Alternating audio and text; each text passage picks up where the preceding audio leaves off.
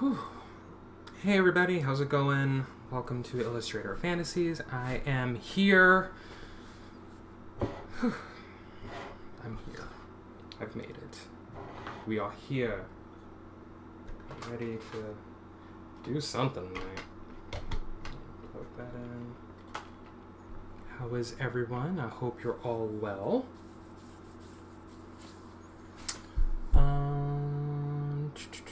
So tonight, plan, if we can call it that, was for me to get cracking on these images for this book, these illustrations. That was the plan, but I think I'm experiencing a block, so that's fun. That's fun. So what I'm trying to do right now is actually talk myself through it. So maybe tonight will just be, literally that, me just talking myself through this block and trying to figure out why it exists and trying to move past it. So we'll start with the main thing was... I gotta fix something here.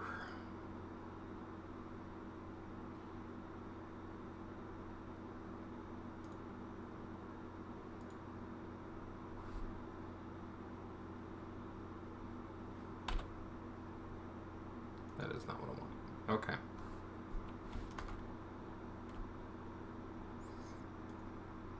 Okay. Anyway.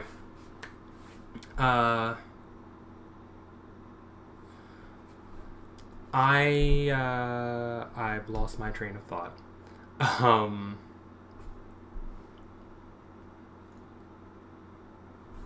Like I said, the plan was to get started on these pages. I need to talk myself through the block right now. Mostly because it centers around the story itself and what my initial plan was. So let me get camera set up here and everything so you can have some point of reference for what I'm talking about. Let's get this thing going. Okay, so we have this, the book that I'm redoing right now, The Night Is Our Victory. And, the characters who are, the people who are featured in this story are, when the story was first developed, I had no idea where, Illustrator Fantasies was going or what I was actually trying to do, what type of stories I was trying to tell. I just wanted to kind of get this out. And so I did that, and it was great as a standalone thing, and I said I can expand it and do this with it. And it started to not necessarily take on a life of its own. I mean, if it took on a life of its own, that's probably a good thing. And it still is kind of a good thing. The problem is, the problem is also not with me trying to remake this, redevelop this. Because if that was all I was doing, well, then I could easily just, re-release it. But I wanted to update the art and the images in here, and tell a more concise, cohesive story.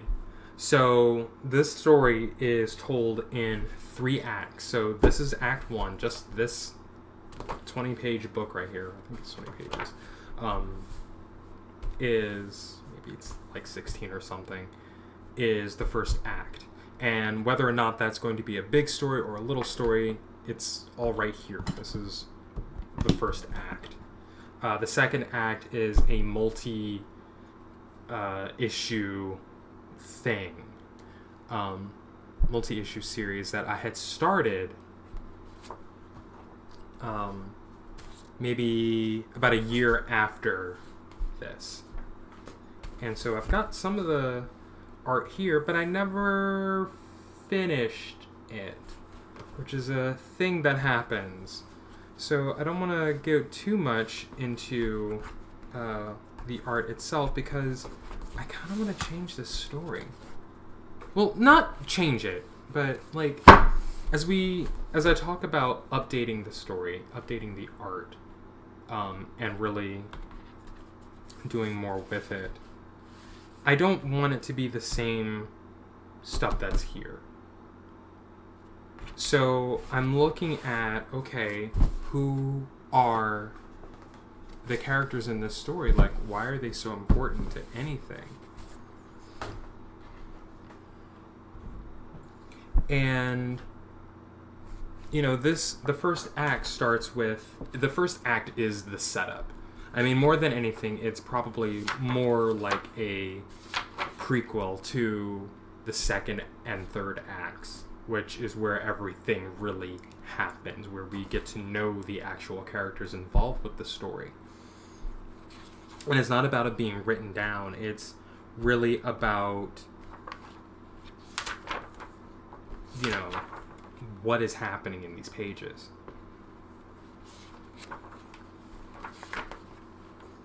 You know, I'm looking at everything, and this is a very loosely developed story, so there's not a whole lot that was really supposed to be here. And then I decided, oh, I want to do something else with it. So, and that's kind of where I am now, where I wanted to grow, and I wanted to become something more than this, but I need it to be here right now, and I don't know what the here right now is. So, I just kind of started drawing these little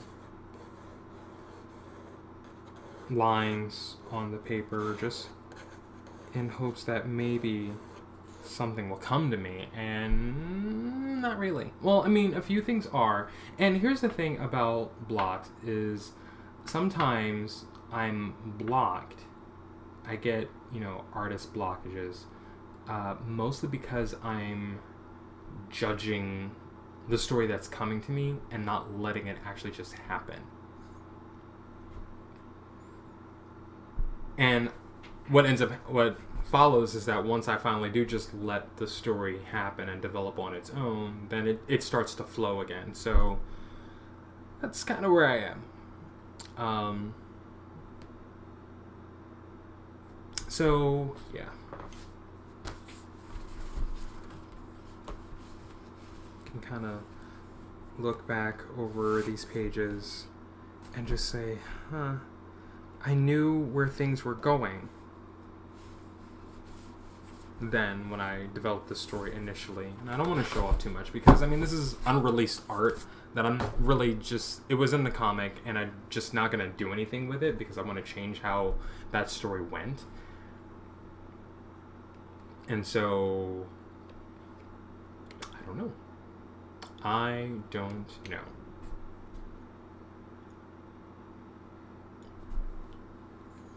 Let me clean off my paper. And I don't know, maybe something will come to me. Maybe something will come.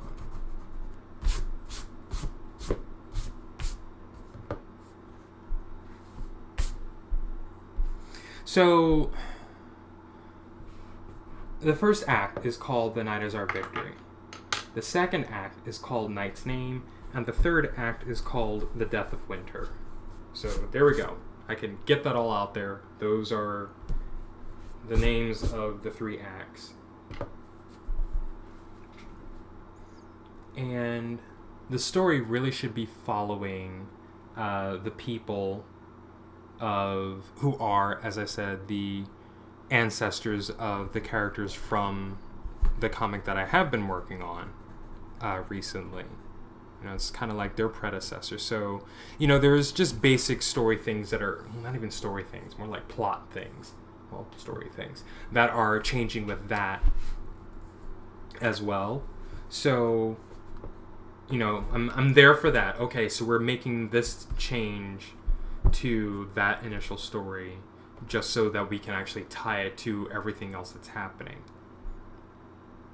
And we know who they become and what they turn, at least I do, who they become, what they turn into. So my plan was to actually have this story, The Night Is Our Victory, be like the story of their telling of how they, you know, became who they were.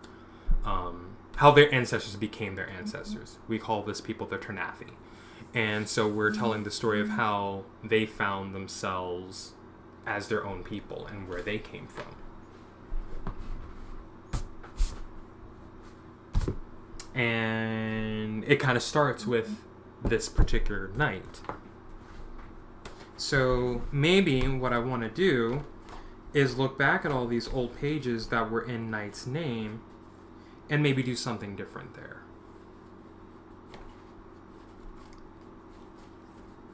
Maybe find some inspiration here of how I can actually start this story. Even though the story starts here. So let's kind of walk through. We spotted our prey, making treasures of our home, a commodity to be spent amongst their kind, like so much lucre, bereft of meaning, its true value lost upon them. Just kind of like going through the pages and saying, okay, what's supposed to be happening here in this story? You know, it starts with the characters, you know, embroiled in a conflict, but okay. What does that do for us? Like, how do we set that up? How do I set that up as the artist of the story? I don't know. This is the block. And as I said, you know, there's ideas coming to me, and then I'm like, no, that sucks. And there's the block happening right there. I'm just not letting the ideas actually exist and live. And that is the trouble with being an artist. I keep reaching for it because the answer is here. The answer is very much here.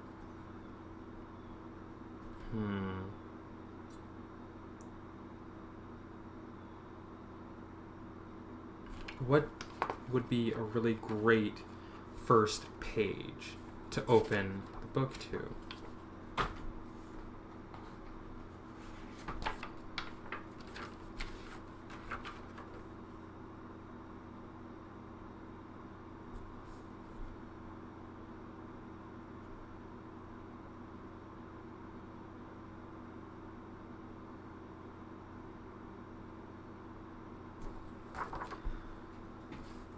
The year begins and the Wraith are in mourning.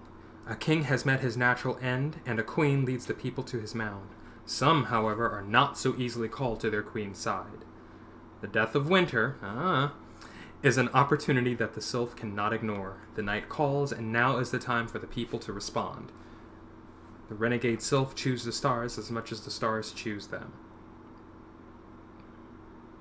So, that was this. Knight's Name. Number 2. Again, the story that really didn't go anywhere. Because I couldn't finish it. Because everything else going on that I'm trying to finish right now. But I want to go back to this. To what was happening at that time. We have the people, this group of sylph, who decided that now is the time for them to break away from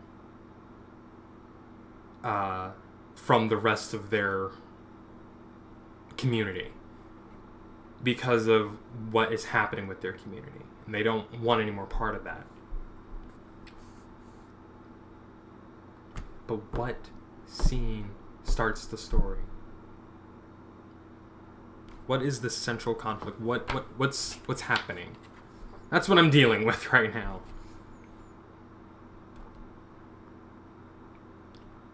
This year, there have been too many incursions from the human settlement that they can stand, and so a small troop has gone forth and destroyed it, only to find that some escaped and are now gathering items from the forest with which to return home.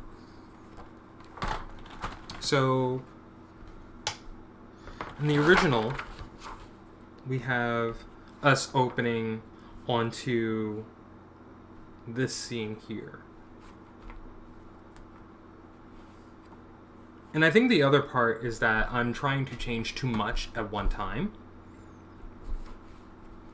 where I want there to be more at the beginning that brings us to this point. And so we kind of carry the story forward.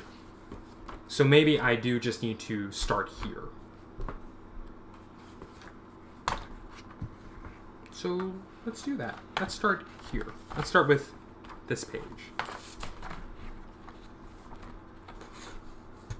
So let's go ahead and draw our trees in. You can't really see what I'm doing over here.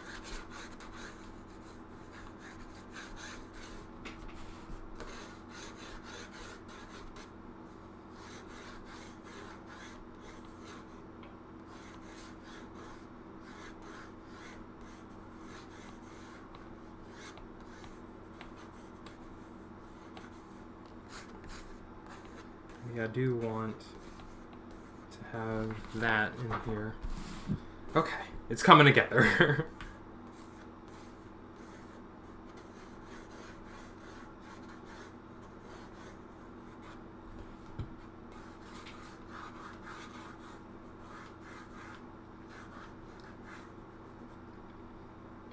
To have some visitors in, hanging out.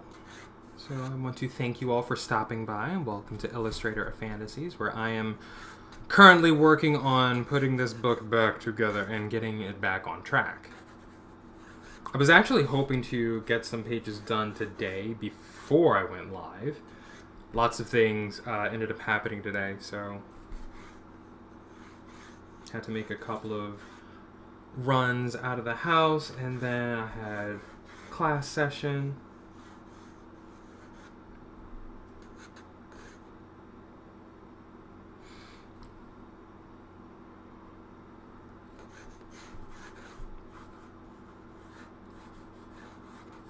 So that's pretty much why I'm starting so late.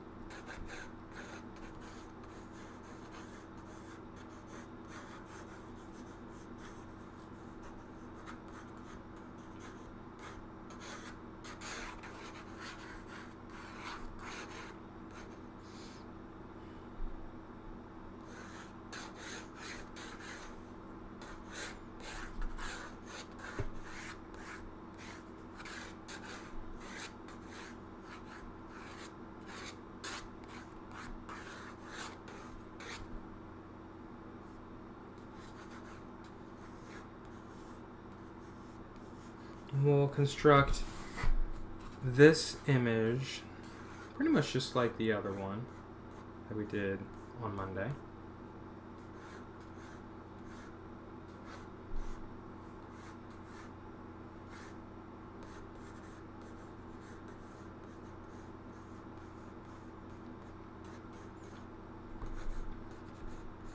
So why is this group of self trying to break away from their community? Well, their community has grown increasingly violent. Well, the rest of their people have grown increasingly violent, especially towards the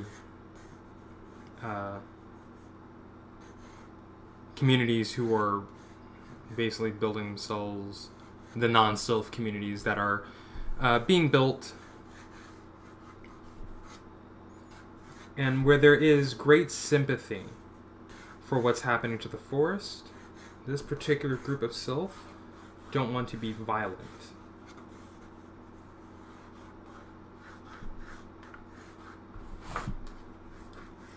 They want to be able to, of course, protect their home, and they do see a problem with the regular, steady encroaching on their lands and on their territories, but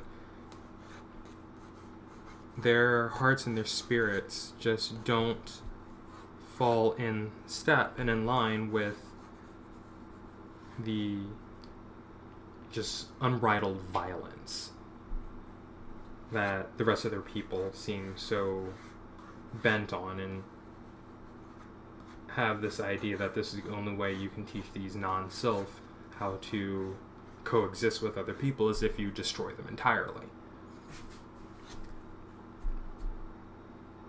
Maybe that's the scene we need to draw here.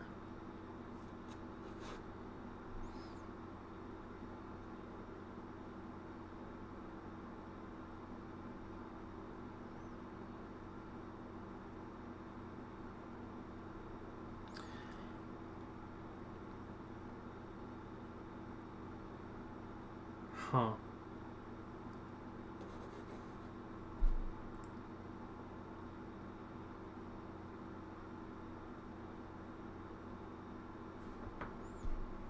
think I got it. Now, I did all that drawing, and do I want to erase this? Am I going to come back to this scene? I think I am, so why don't we just keep this? What I usually like to do is just draw everything in order. I don't think that's necessary. I don't think that's really gonna work right now, because I am gonna use this particular image, just not as the first image.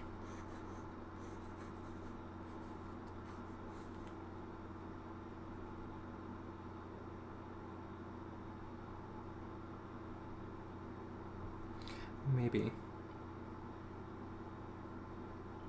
I think I need some reference here. Give me a moment. We are going to Google. Let's see what we can come up with.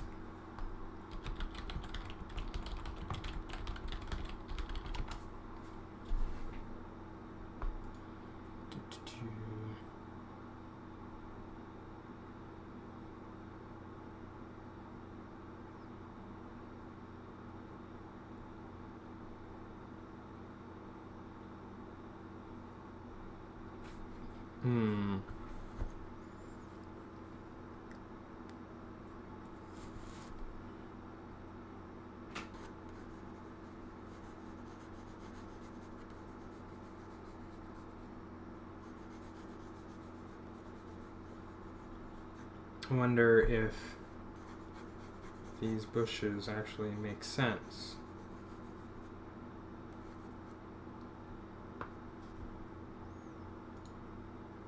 No, they don't. Not that. Not like that. So maybe...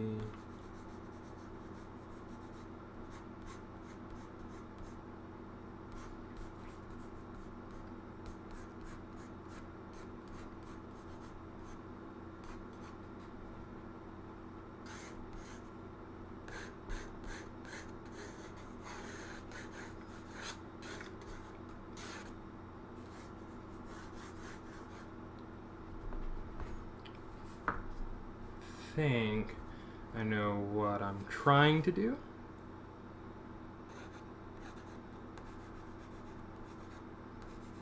We just kind of add these little scribbly tufts here. We have some winter grass.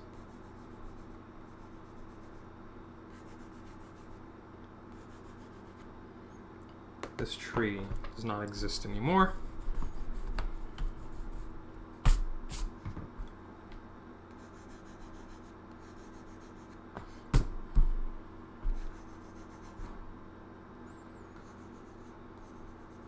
And as I said on Monday, the idea is to fill up the background scene entirely so that we can just place the foreground characters where they're supposed to be.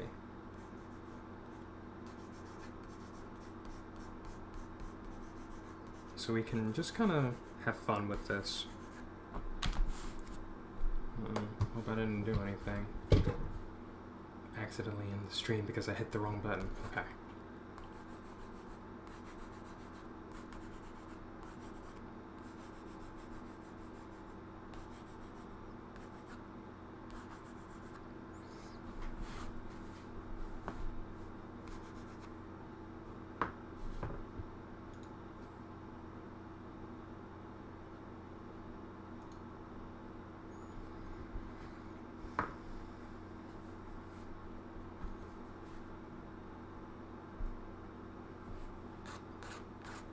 I think what could be fun is if we did this. There's a tree just kind of off camera, and we'll just do this to help frame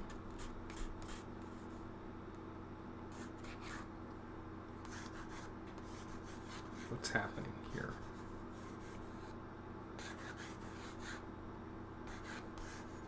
So in the scene, what I was originally planning to do, for, you know, plans changed, as they do with me,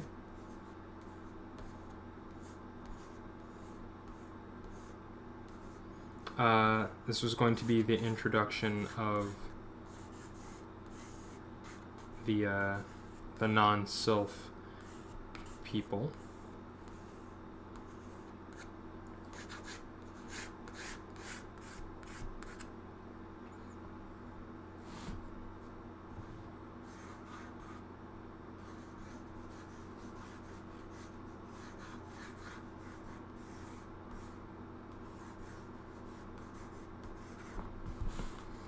But I think I want to do something different here.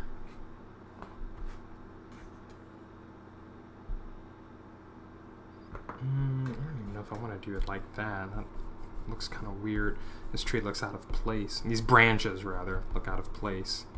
Everything else is just kind of growing up tall, and then you have this random tree hand just kind of reaching over into the scene. Which, I mean, kind of on brand, but it's not exactly the look I want. At least not for this page.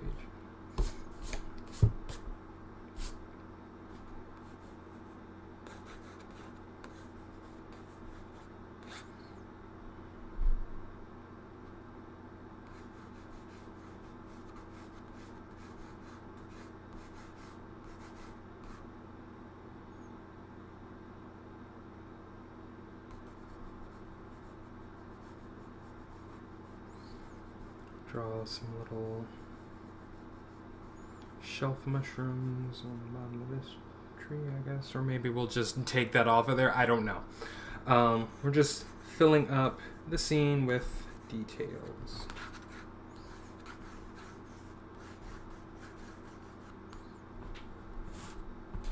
Some of these details will end up making it to the final image. Some will not.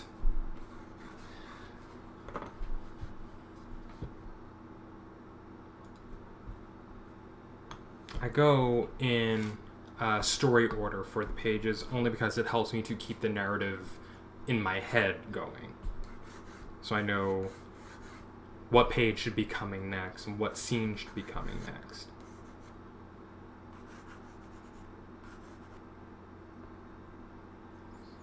Go back to my reference here.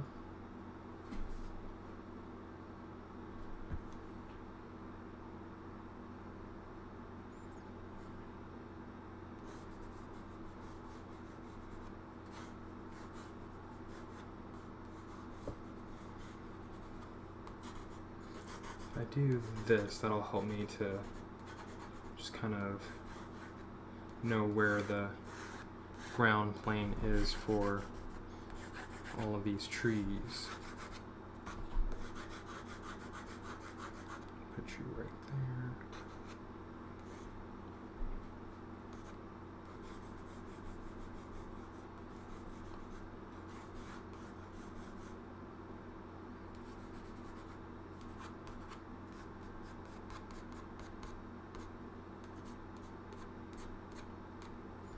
Who knows, this may also help me when I need to put in the shadows. Okay, I like that. It's a good start for the background. I'm referencing some other wintertime forest at night imagery.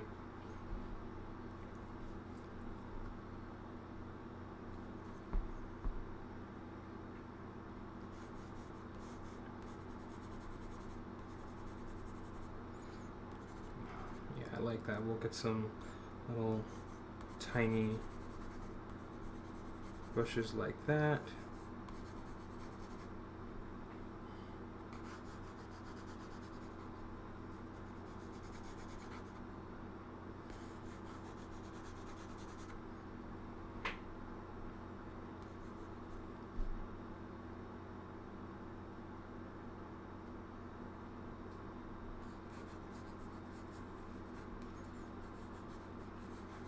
Patches in different places.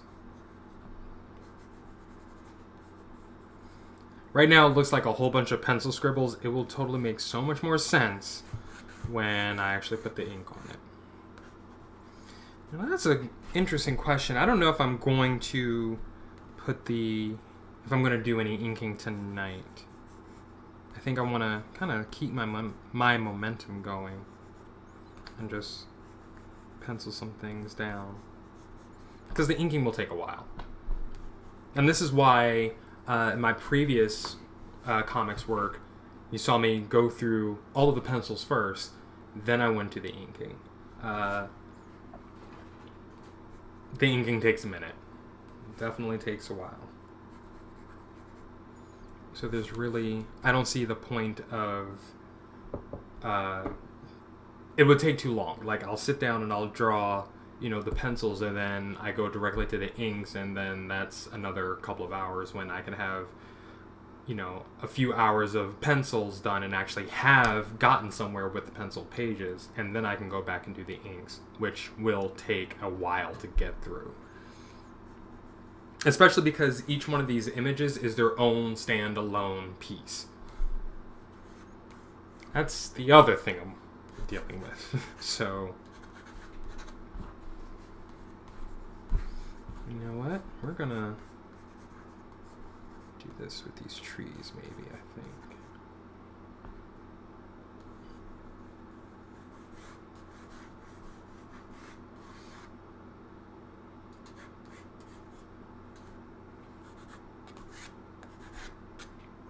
Okay.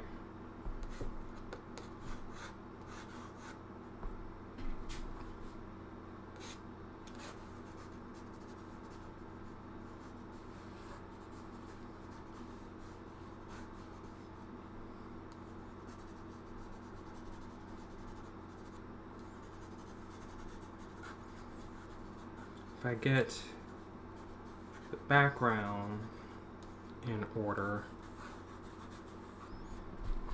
like that, then we have a fully populated scene already with just trees. Now we can actually add our characters in. So the next step really is to draw some basic shapes. I usually do little things like this to help me establish where the actual people will be in the scene. It allows me to establish some height relationships and just general placement.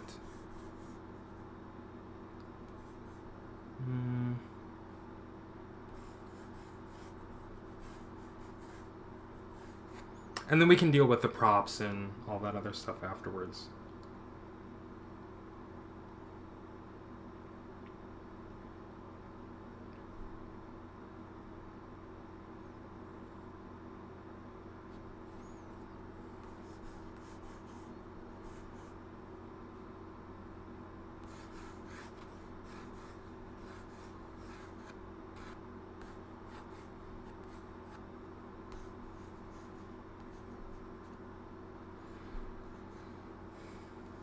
I want to put someone back there. We'll layer them with that person there. And the next thing that I want to consider is the movement in the page. So I want the movement to be going from the left to the right as how everything will be read. So what I should probably do then is consider maybe this hill actually back over here on this side of the image.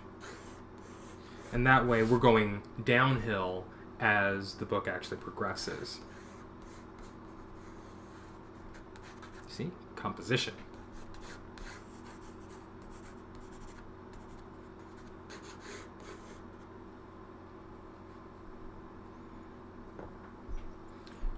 May mean this tree and this tree back there fades a little bit more into the background.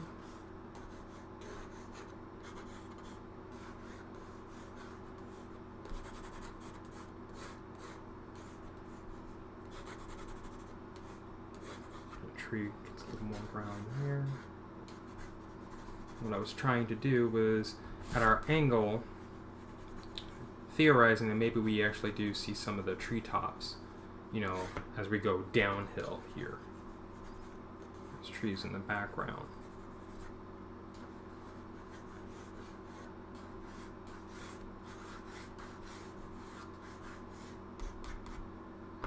Yep. Erase this one too.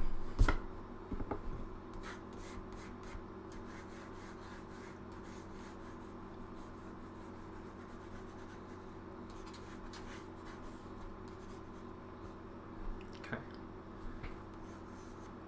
So that looks good. And then we're just gonna take our graphite stick, basically what it is, graphite, and we're just gonna kind of go in and make sure we can actually discern the trees here.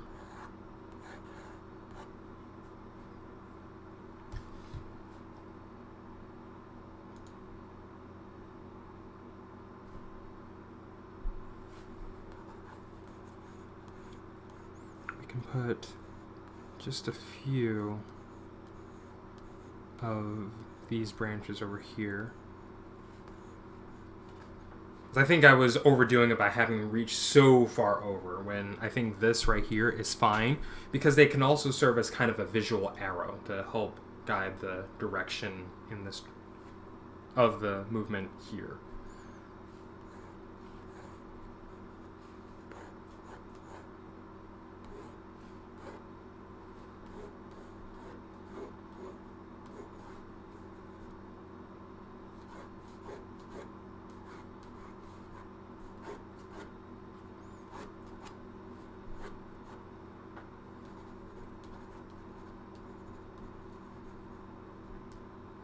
And then we'll do this.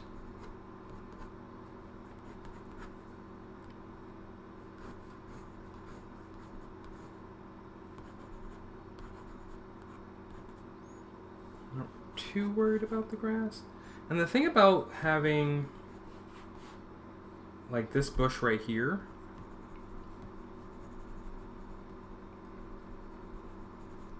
is that it seems to form like a block, like a little wall. So maybe we won't have that there, especially if we want the movement to continue in this direction.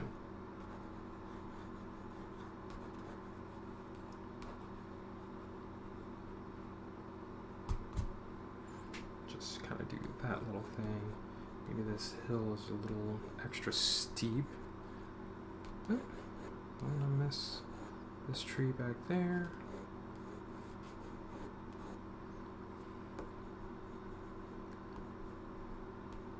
Do this just so we know where people are.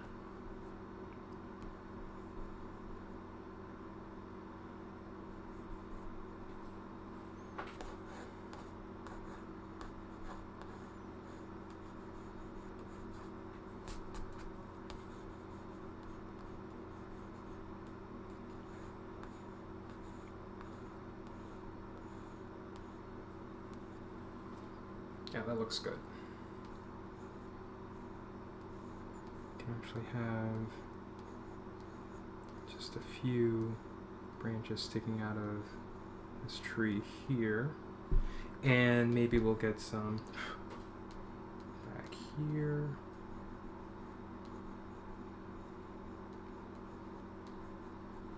They're fantasy trees. They don't have to make sense. No, they should make sense, but they should look like trees. They should absolutely look like trees, but I think they do. Okay.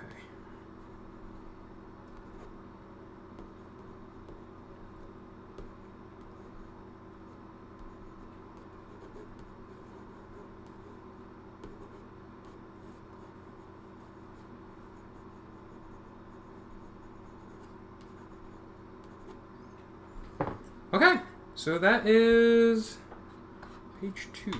Well, page 1 and 2.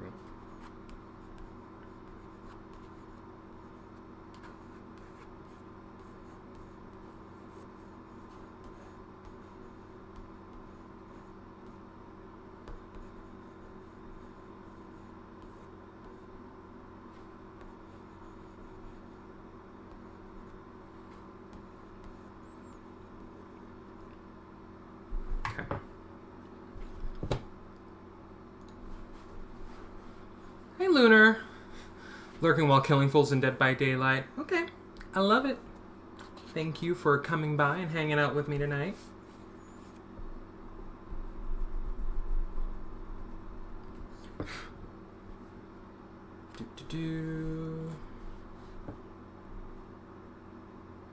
Oh, that's fun.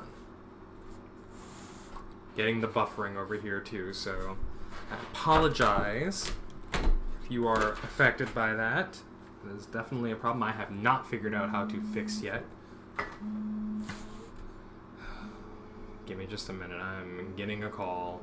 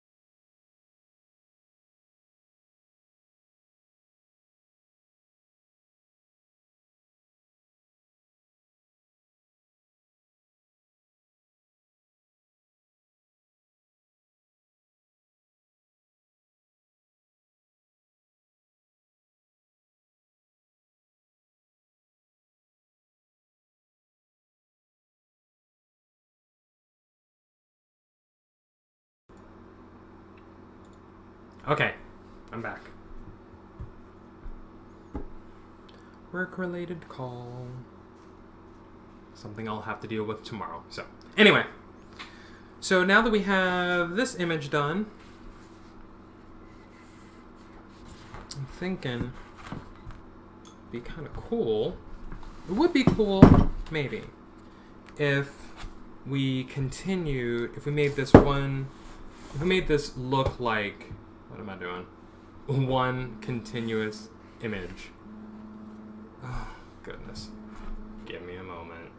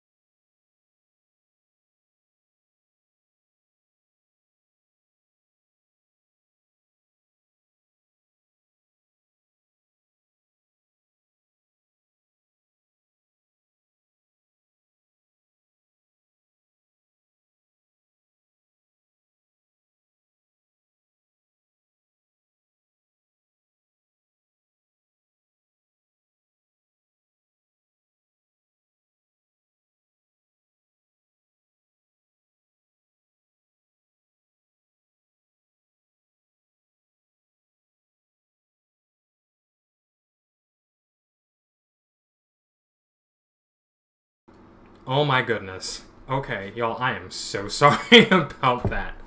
I had to, because of my job, there are certain things that I have to do with volunteer accounts and donation accounts and things like that. So I had to walk my peer how to get through that for a donation for someone who was supposed to have come 2 weeks ago to pick up what she was supposed to be picking up. She never did. She never showed. So he had to go through that tonight. Anyway, what I was thinking of doing now regarding this is what I was fighting with initially. I wanted to think that maybe I wanted this to be a continuous image. Actually, I think I can do that.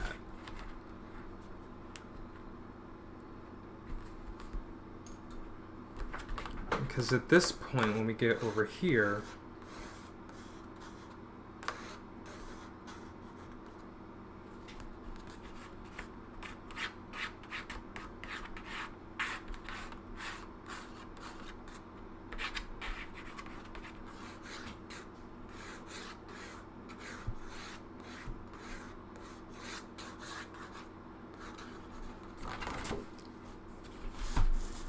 we can do all of this.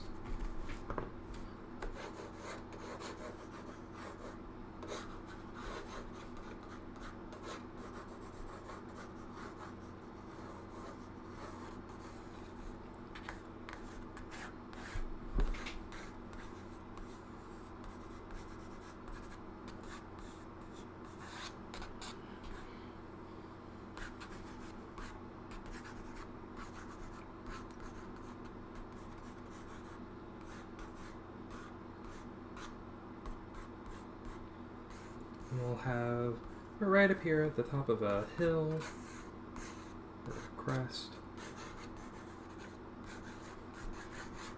I'll definitely put some trees back here in the background.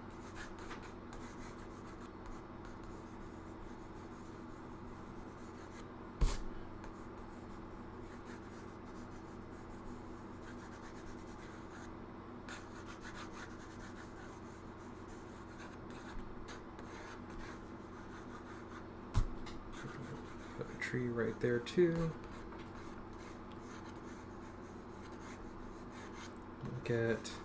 Maybe we'll turn some of these little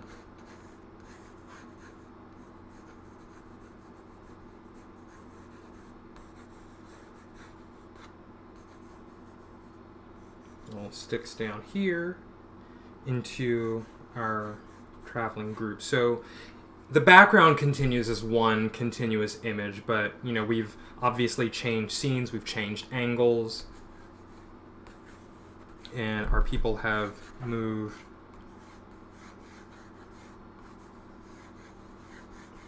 forward a little bit.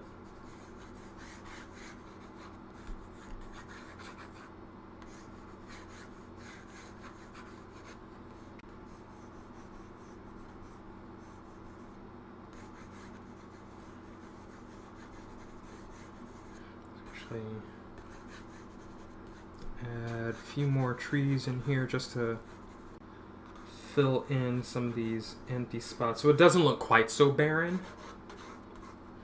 And then down here, this is where the challenge is actually going to be, trying to draw a very tiny town way down here.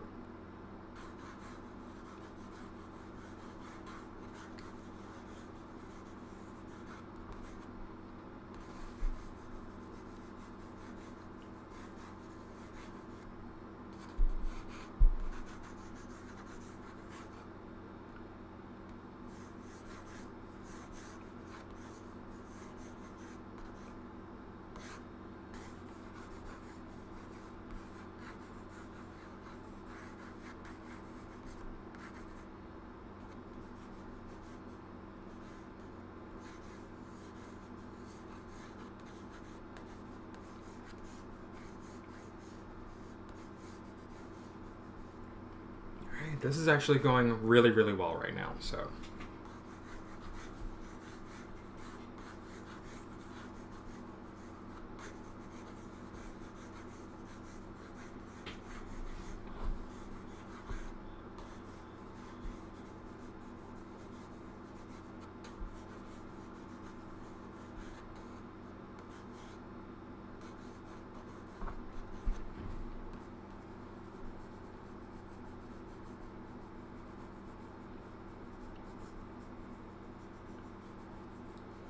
You just need to, just kind of draw the gesture of some buildings down there. And let's look back at this one and just kind of get a... We're going to kind of keep the same energy of what we did on the other page. So now this is kind of a wall that tells us we're still moving in this direction of left to right.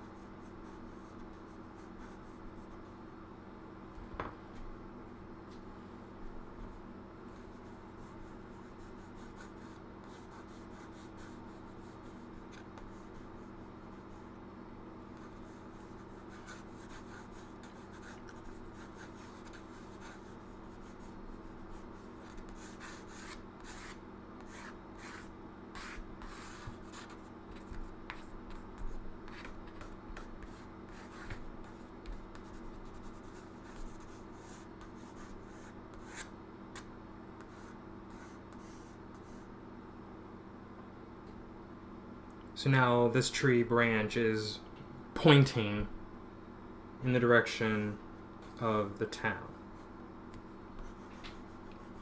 So again, that keeps us moving left to right, keeps moving in a certain direction, so that's what we're following here.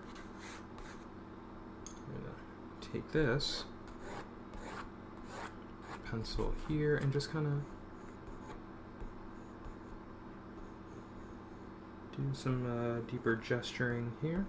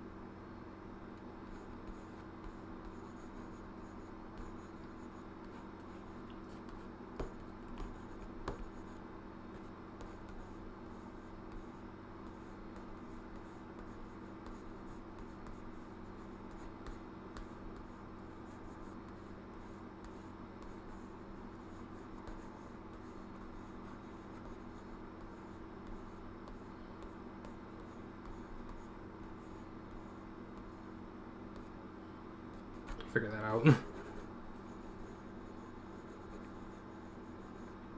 I'll try something here. Let me see where we are.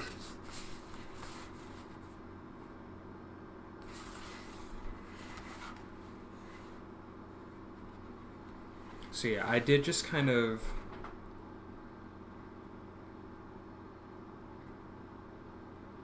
bring... I'm thinking maybe I'll put another figure right here.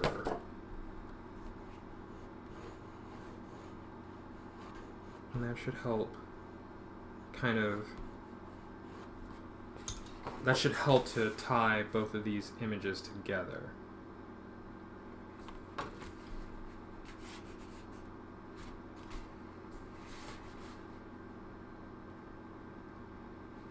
think it does.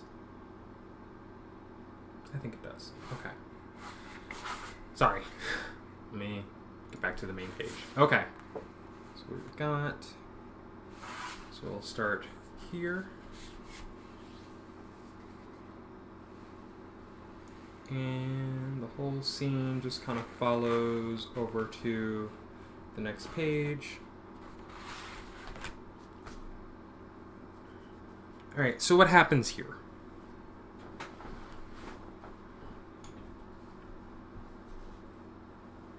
I see my viewers are back. Thank you everyone for stopping in. I am sorry that I had to end the stream just to restart it again, but I'm back.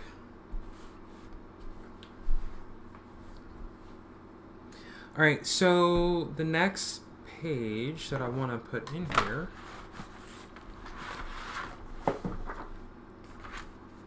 is we're telling this story.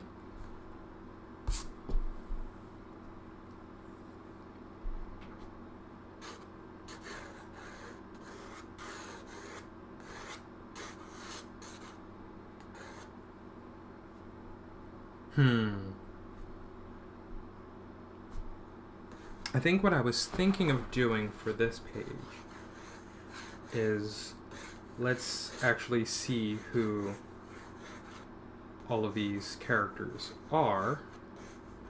Some kind of idea of what they look like.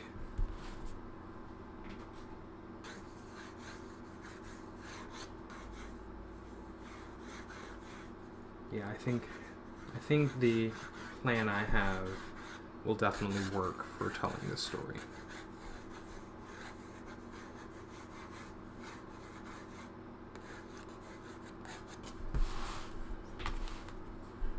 So we can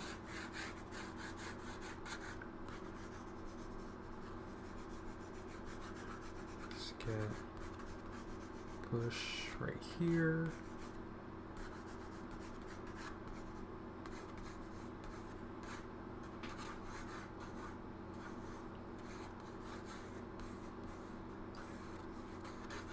We are out of the forest. Actually, do I want to do that?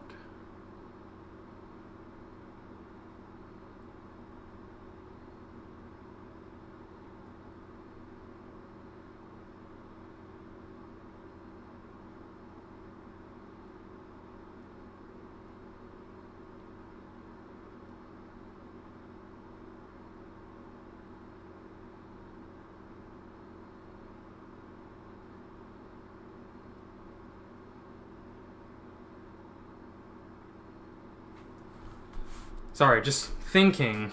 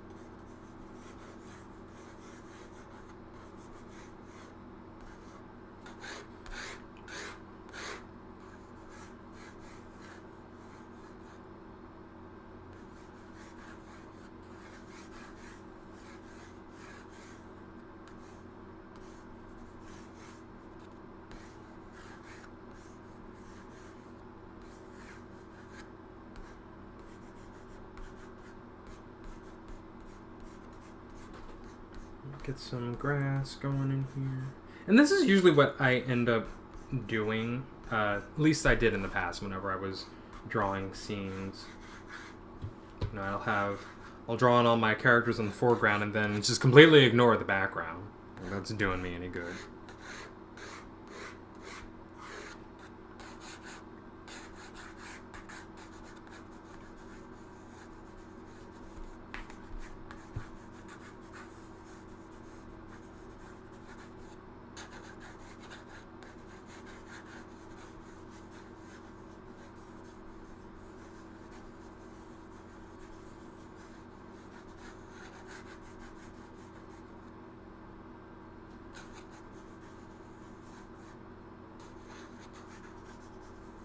We want the forest that they emerge from back here. So we'll have maybe a line like that.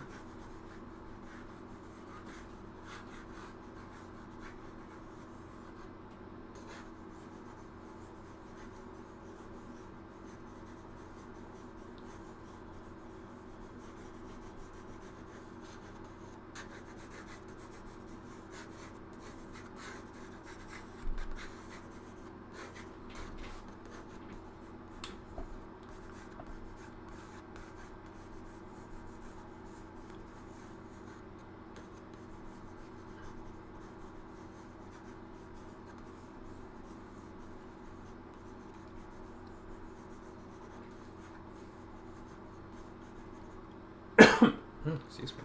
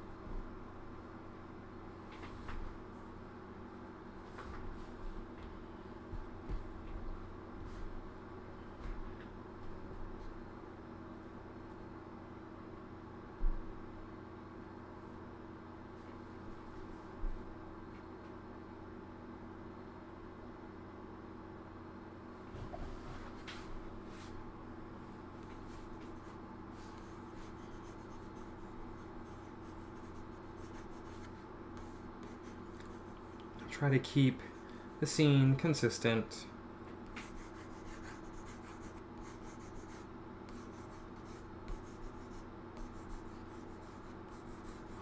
With the rest of the backgrounds back there, so okay. We're gonna just draw little people shapes.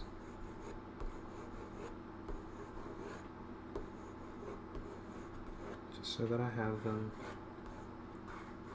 Draw our tree shapes here.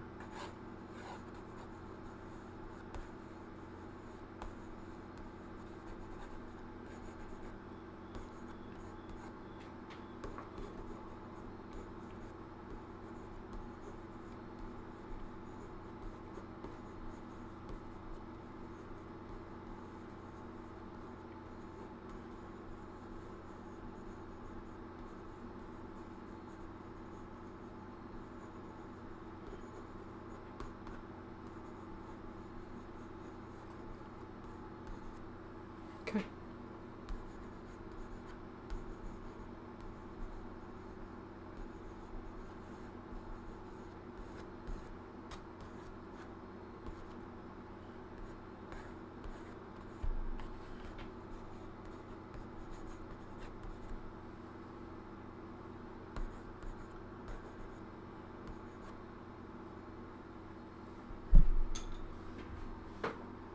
And there is page 3. They'll come to life a little more once I actually start to get the details in, and I'll ink them in. So, but for now, just want to kind of serve to get these backgrounds in here.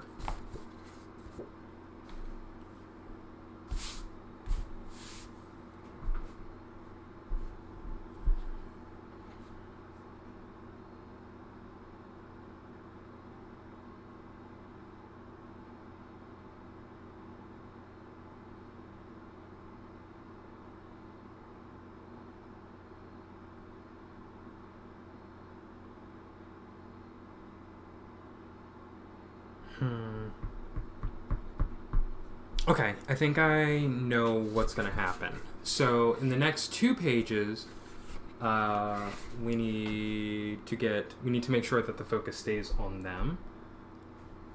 So I think I know how this is going. It'll be 3, 6, 7, 8.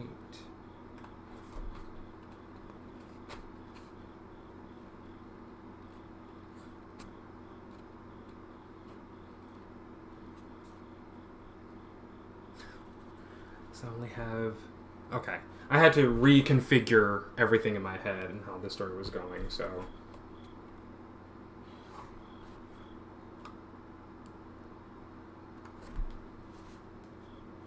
I think I will have to change what's happening here.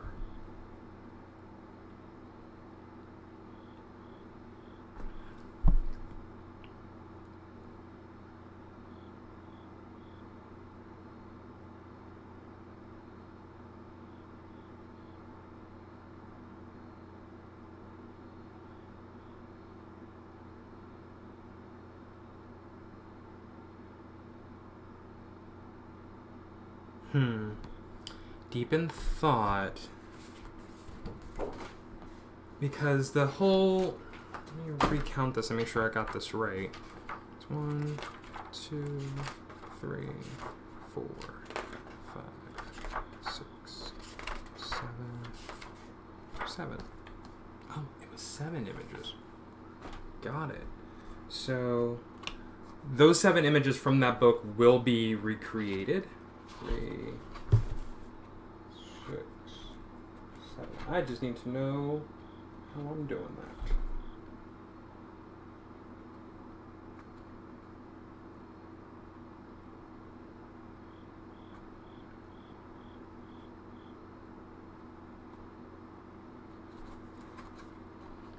Because as I said, the story will progress from here into the second act, so I want to make sure I get that right. So, I think...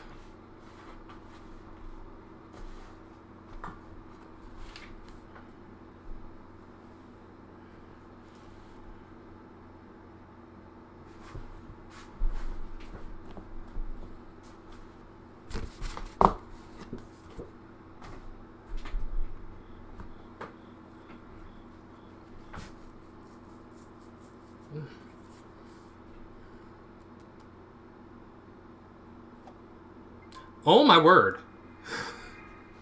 Hi. Coil, welcome. Party of 9. JCoil29, thank you so much for stopping by. Hey, Geek. Oh my goodness. Yes, it is a raid. Welcome, everybody. Welcome. Oh my goodness. Hi, everyone. Thank you so much for stopping in. Welcome, everybody, to Illustrator of Fantasies. I am Celestian. This is my little home on the internet on Twitch. How are you? I am perfectly fine. Thank you so much. I had a bit of a scare a minute ago, but it's all taken care of. We're good. Jacob, thank you so much. How are you, sir? I am doing really, really well. We are working on brand new pages for brand new book. I don't know if I've mentioned this to you guys, but this is the book I'm working on. The Night is Our Victory. Redoing this book entirely. So I'm just kind of laying out my pages while also getting some fresh brand new art done. So I'll show that off to you a little bit. We're just working right now with the pencils. We have this whole background and all this scene going, and then just kind of moseying into the next part of the page. We get to this part. So you actually caught me just as I finished up this page, and I'm moving on to the next one. So thank you everybody for stopping in. Welcome. As I said, Illustrator of Fantasies. I am a fantasy artist, and working on a comic book, remaking that book that I just showed you, so that I can actually have something published by the end of the year. So we are going full steam ahead on that. So, Coil, what were you doing tonight? I know I stopped in for a little bit, and I forget the game. I think you were playing with Geek. Yes, you guys were playing Spellbreak, was it? If I remember correctly. Can't wait to see the finished piece. Neither can I. I'm actually redoing every single image from this book, and I was actually just counting and seeing how much of that I had left, because I'm also adding some things to this story as well. So, 3,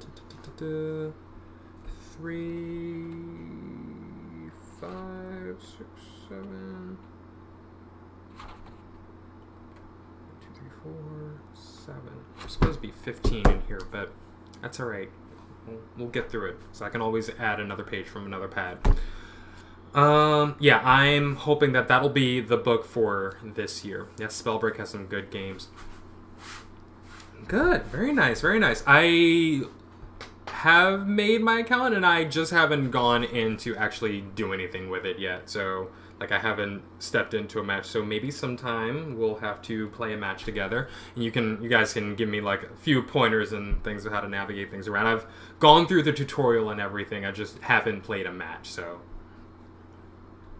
I'm glad you guys came over. I really appreciate it. I needed the pick me up today, so all right. Let's see what we've got. So I'm trying to figure out how I'm going to do this next page. I don't know if I want to go directly to a page from the book or if I want to bridge this page to a page in the book. I feel like I do want to bridge it, but I'm not entirely sure. You know what? Give me a minute. Because since I know for a fact that I'm missing a page, this will kind of end the debate. Glad we could give you that pick me up. Yes, thank you so much for that. I do need to sleep now, though. It's 2 8. Yeah, I'm like, how in the world are you still up right now? Go to bed. Enjoy your night. Thank you for coming by. Have your stream tab. Thank you so much. Thank you, everybody, for coming by and hanging out with me. Really do appreciate it. So this gives me a little bit of a buffer page so I can actually play around with this one. And hey, even if you have my my tab muted, it's okay for the lurk. I have captions here, so you still have an idea of what's going on. The captioner is a little wacky. It definitely rewrites the script. So some things are not exactly what I said. Alright, so what do I want to do with this page?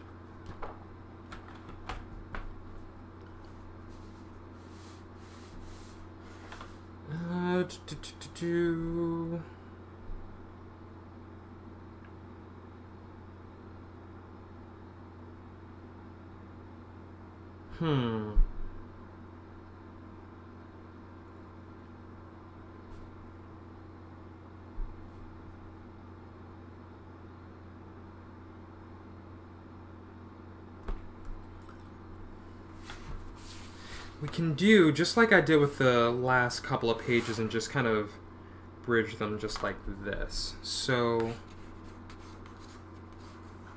I think what I have in mind, I'm hoping will be kind of fun and epic looking for a scene. So we're still going downhill as the book progresses along.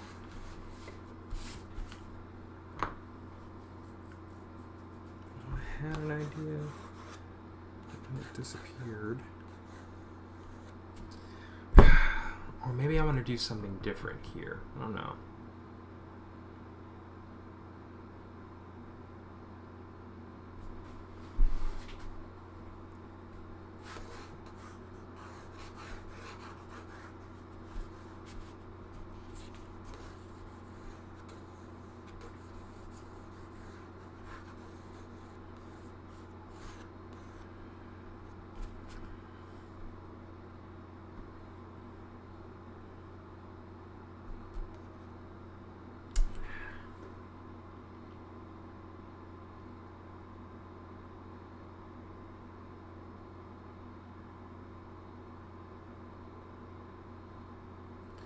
No, because what I'm thinking of doing is I need a scene that shows the attack on the town.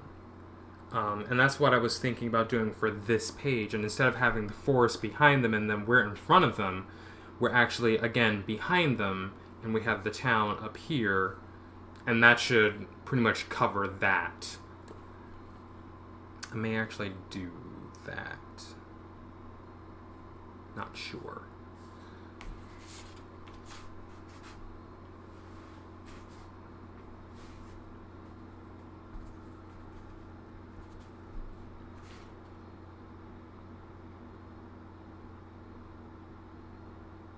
I can tell you for sure, making art is a very time-consuming process.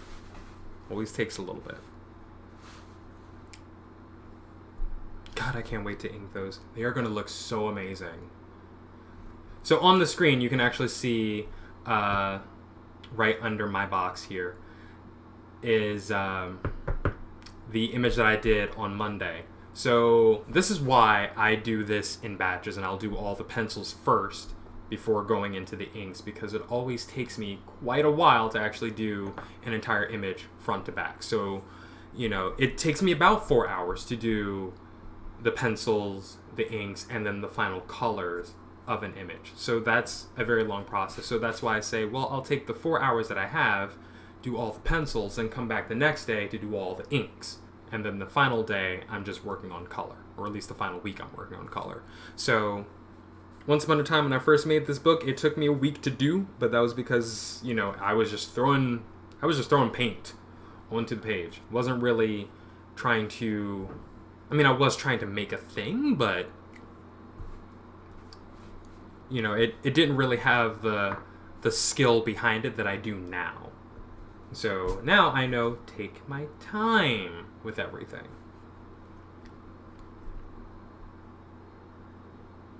So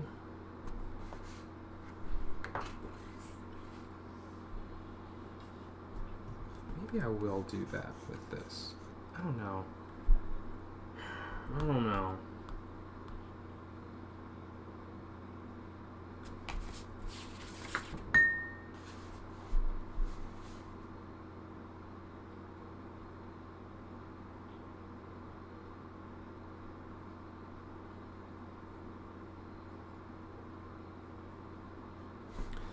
Actually,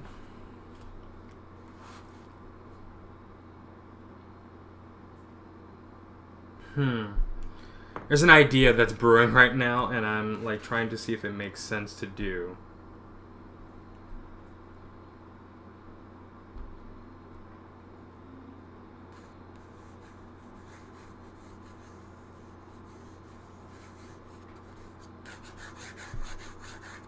We always have trees in the scene. All of our pages. I don't like where this page is going. I can tell you that I don't. I got some scribbles down on it, but I keep coming back to that idea of just having that here.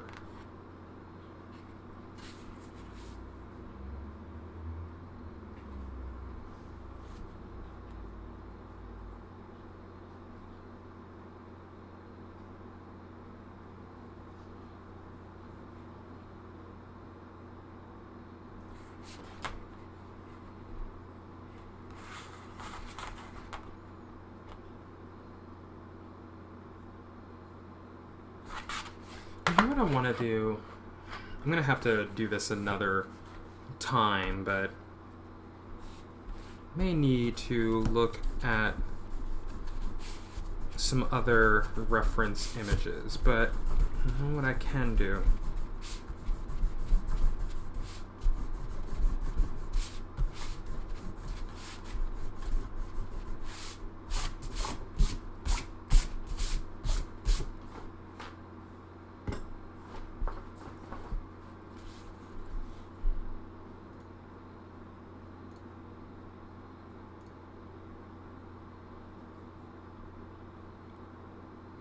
Goodness, I have so many people in my chat. You guys, thank you for coming by and hanging out. I really do appreciate that.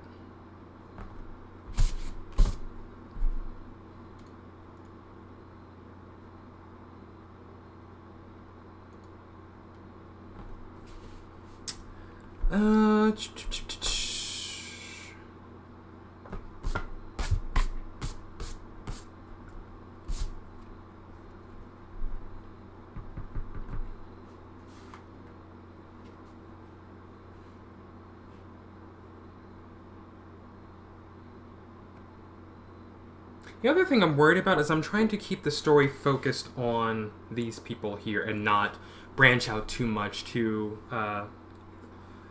divert the scene. So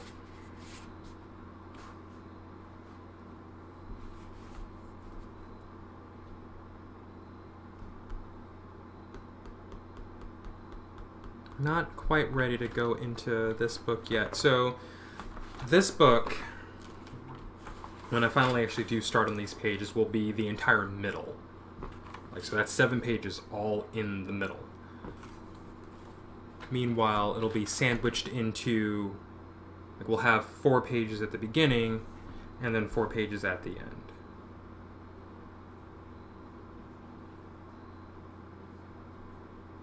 Actually, yes, that's what I'll do.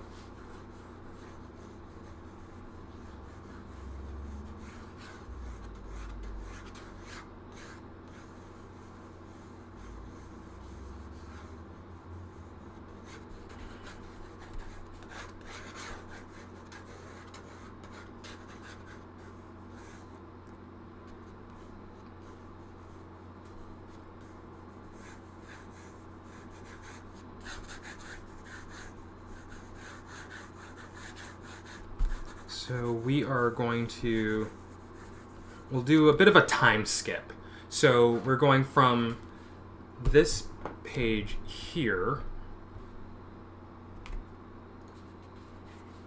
So with these, everybody's coming forward from the forest, and now everybody's going back.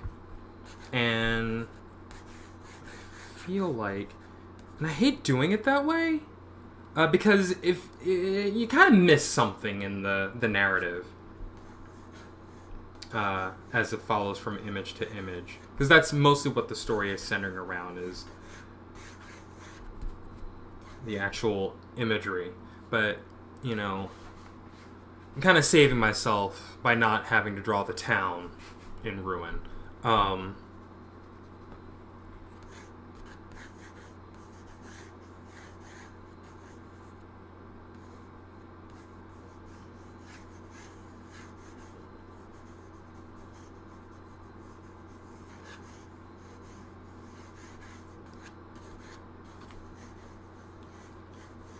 Do this, cast a last look over his shoulder, and we'll draw in some semblance of, you know, what they looked like. This is the same people, the Ternathi here.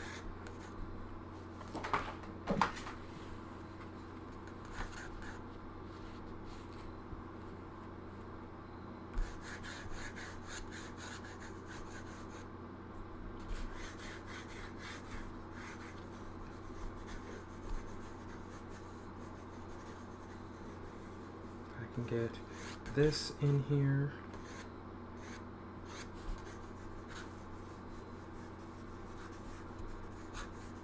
I think this will be a really great first book that introduces the world, and that's really what this is all about. It's kind of the part of the storytelling that I always love, is the world building.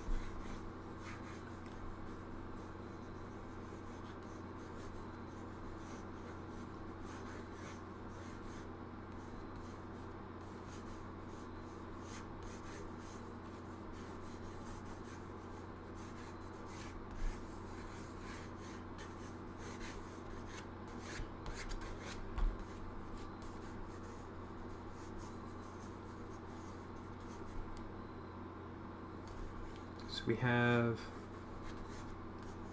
all this fun stuff going on over here.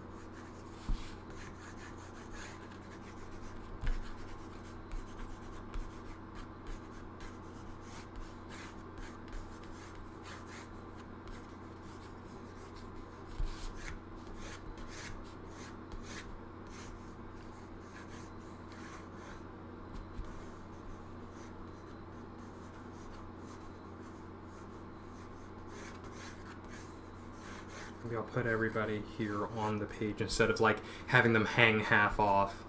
So this is what we've got. I'm going to try and get as much of this in the scene as possible.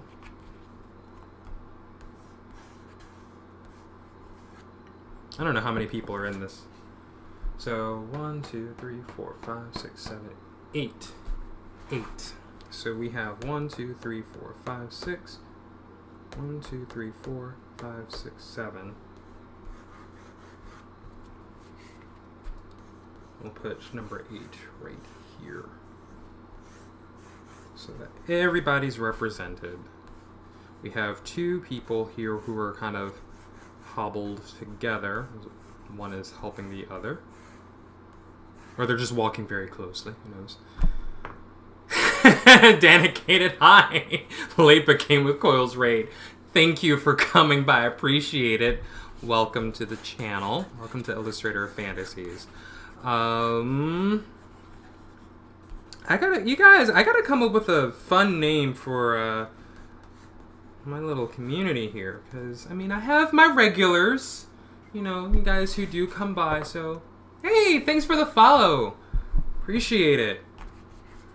I do have my regulars who do come by, and you know we're just kind of we're here to hang out. So I consider you all friends of fantasies. I know it's corny, but that's what I got. So we're going to deal with corny right now. But thank you. Absolutely.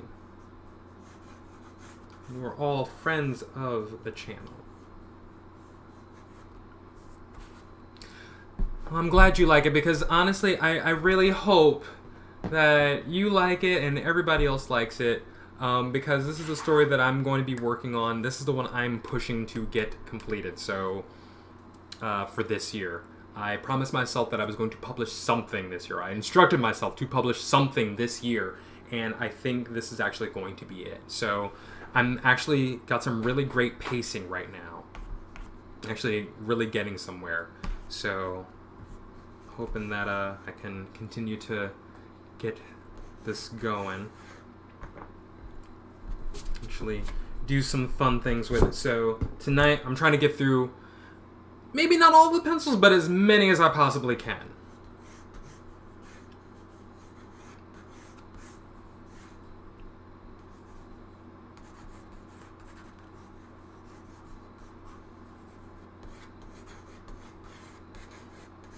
And with, you know, 2 hours left in the stream, I'm hoping that I can get through quite a bit tonight. As I said, I pretty much have a map of where I'm going, since I'm just recreating some older images.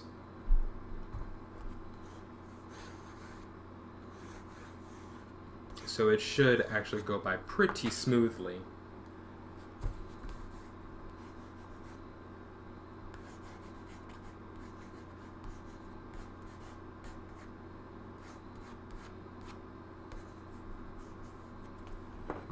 Okay. That is my page 4. You know what? I really should number these. I think I will. And it's only so that I don't, like, get, like, what ends up happening in my office is I will have things just kind of tossed around. I did this with the original images too, so all I'm going to write is TNIOV page 1 down in that corner, on the back of course.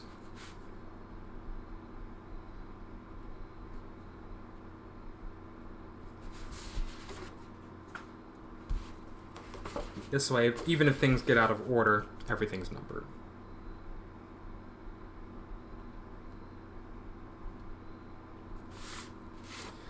What I'm really excited about is the progress that I'm making on this book, even at this stage with just the pencils. Like, these are, I'm adding 8 more images to the story.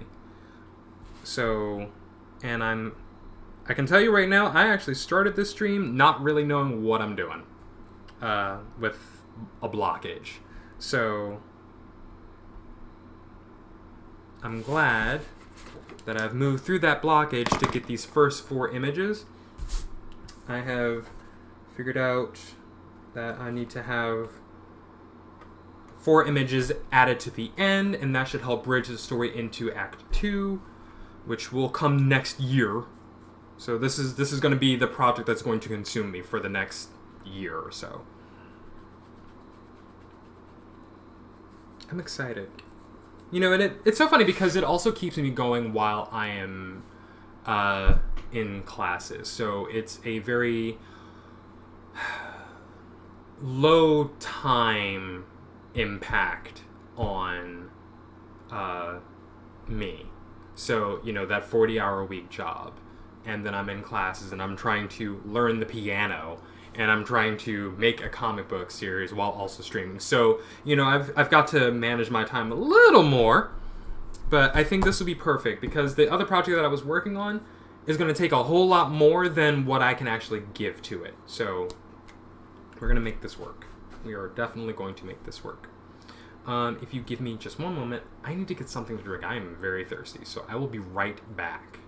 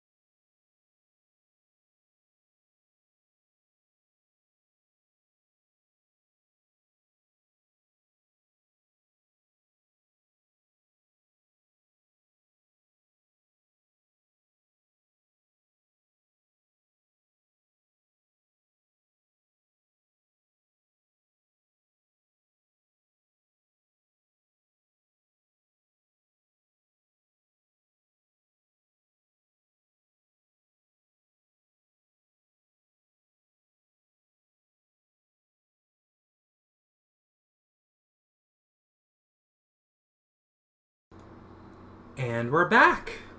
Excellent.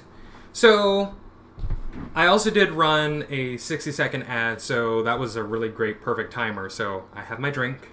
I'm in good shape. We are ready to go. Now, I can actually just go ahead and recreate these images. So, let's do it. So, this first page, we are seeing, we have these two characters over here. We've got a fallen tree right here. We've got a handful of other characters in this scene.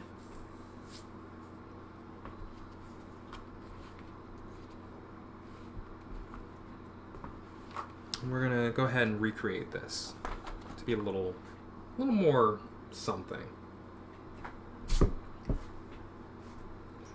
So what I want is, instead of having that right there,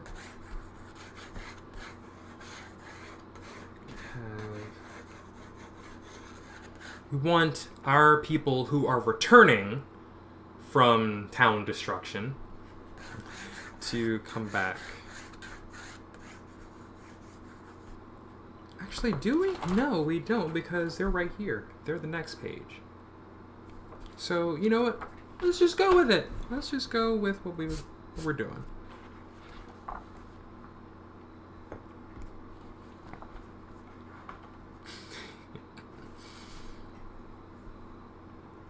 Aw, thanks for the hugs, geek. So how are you guys tonight? You're seeing what I'm doing, what I'm working on. You guys are burning the late night oil, hanging out with me. I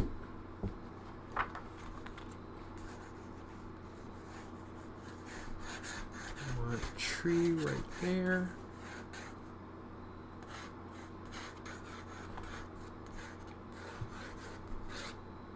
Actually, no, I will put this tree back here. I absolutely will.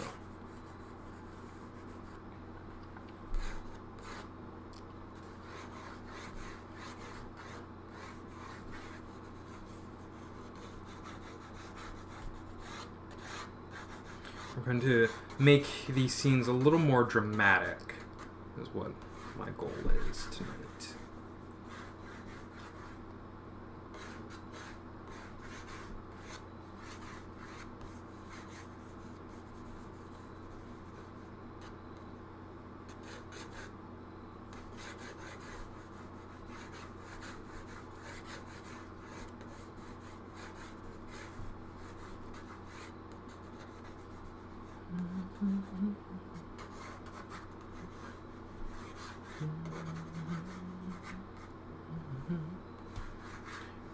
A lot of trees here, but of course it is a forest, that is where they live.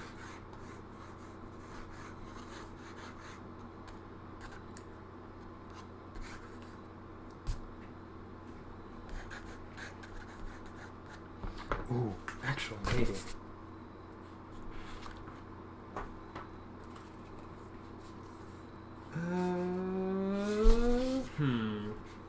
If we were to do... I think out loud sometimes, and ideas just kind of come to me.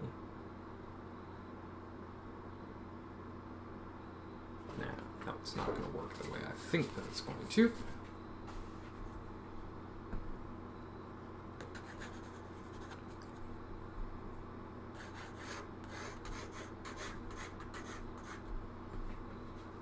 Actually, it'll work in the opposite direction, though.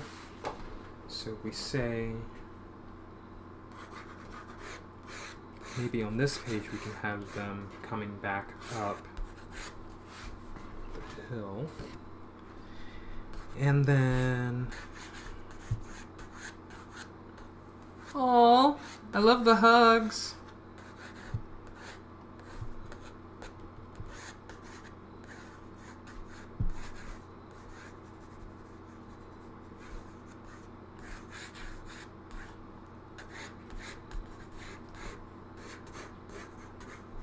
Actually do that here.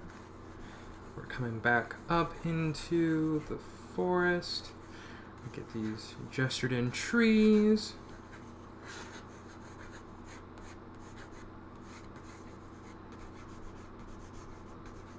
And now we're back into the forest so we can actually do all sorts of things. And here we have all this brush and things like that.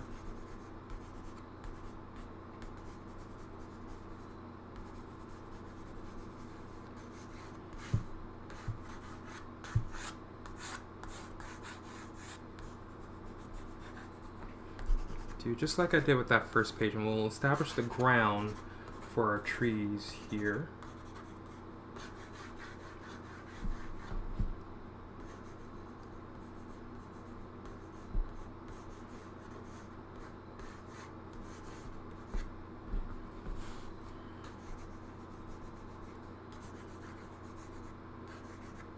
Okay, now we've done that. We have established the background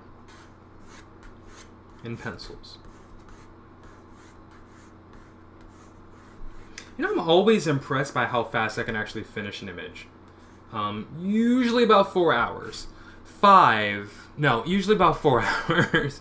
I think 5 was kind of pushing it for me if I were like really trying to nail in some very specific details.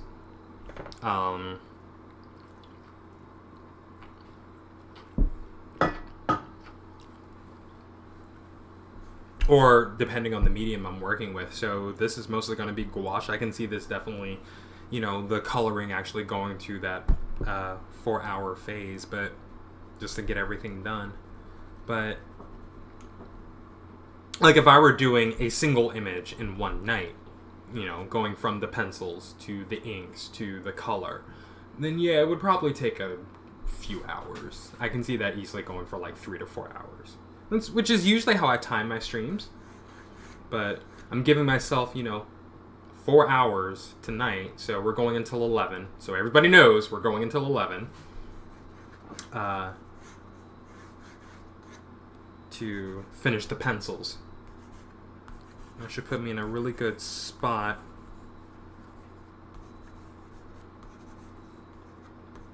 Or at least this first pass of pencil. And that should give me a good spot to look at and say, okay, this is where I know I'm going to be going when I get to do the inks.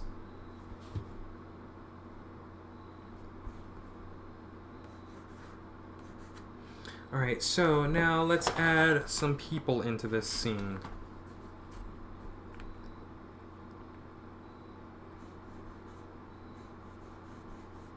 I want them to be kind of small back here. These are our people who are coming back from their raid, which is effectively what that was.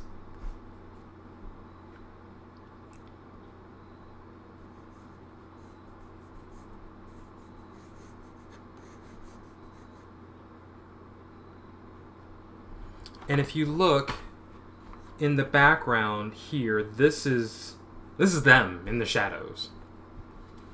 So it's still this scene. So 1, 2, 3, 4.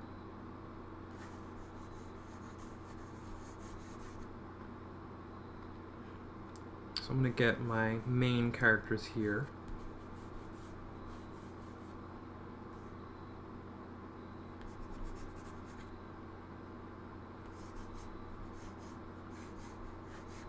It's also kind of what we're seeing here on the cover. So in this original book, this scene is supposed to take place in the wintertime. It doesn't really look like this is a wintertime in a forest. So that's one of the other reasons why I wanted to redo this. Actually, you may be a little too close. You want to take them by surprise.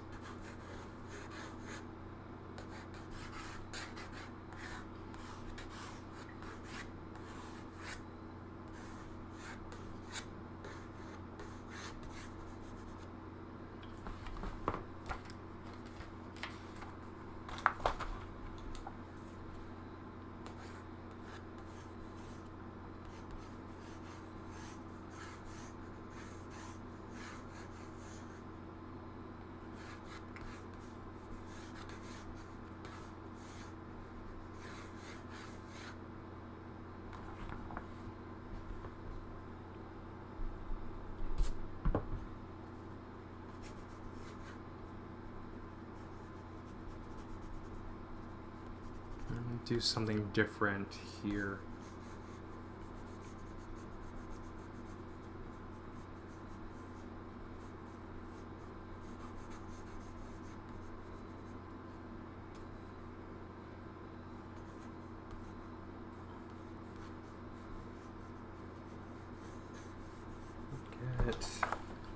We're looking at this guy right now.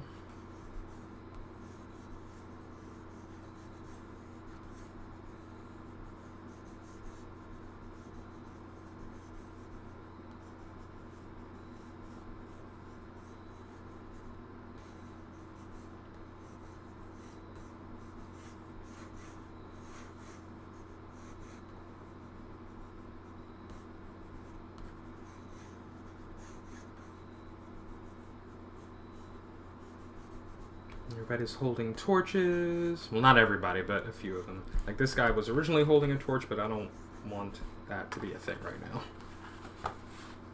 So it's not.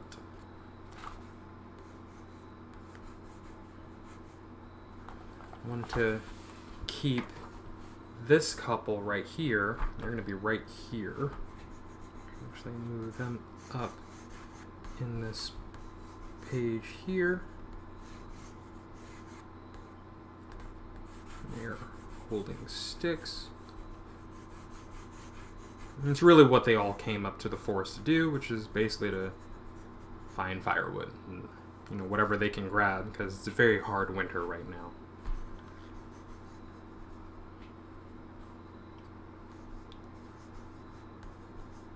Hope I'm not speaking that into existence, but we'll see.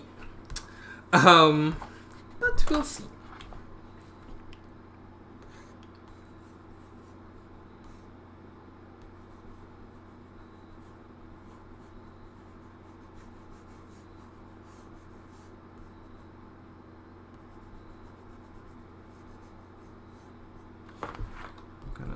Fix this over here. Hold your torch right, please, sir. Thank you. Okay. We want to make sure we add enough people into this scene to make it kind of worth the energy of reading it.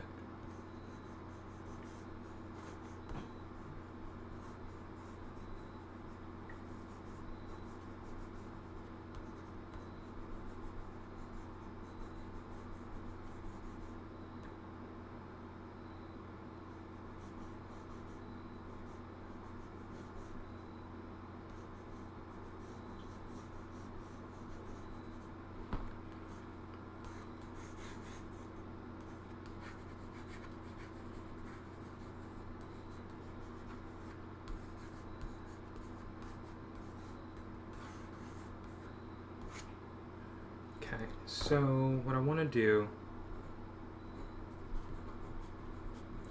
is that kind of have my torch bearers picked out.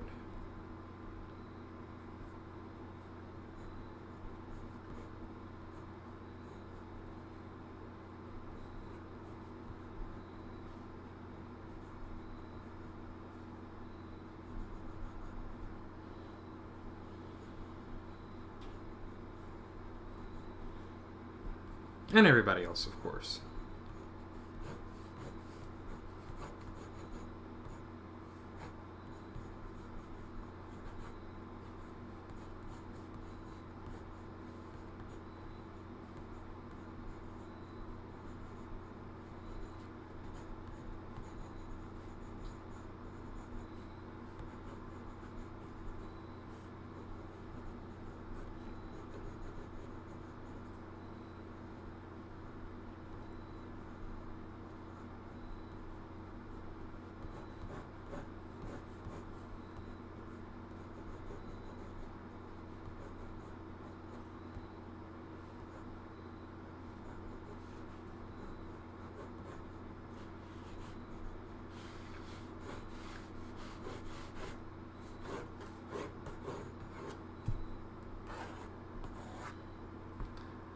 Okay.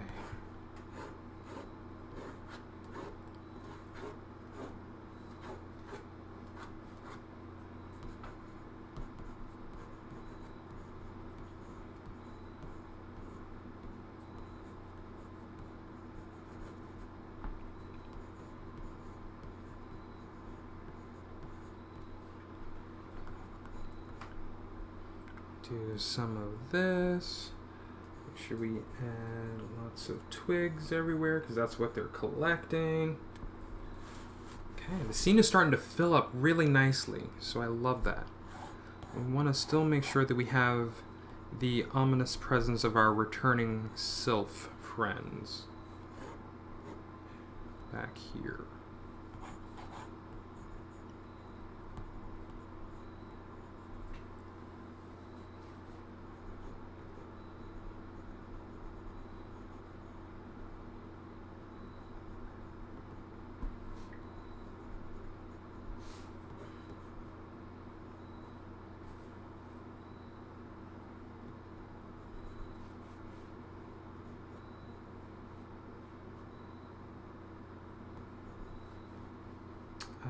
Okay, I think I know what I need to do there. Okay, there we go.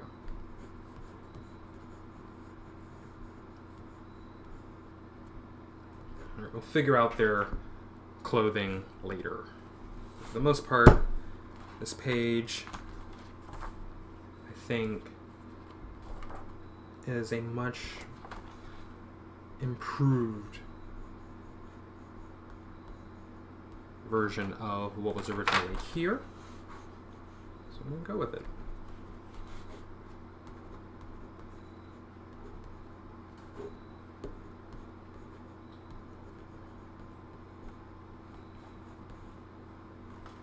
Okay.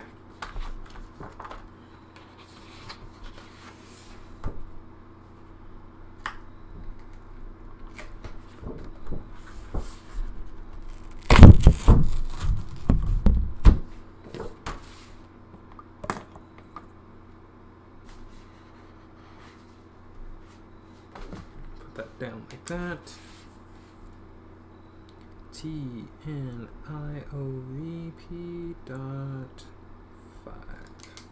Awesome.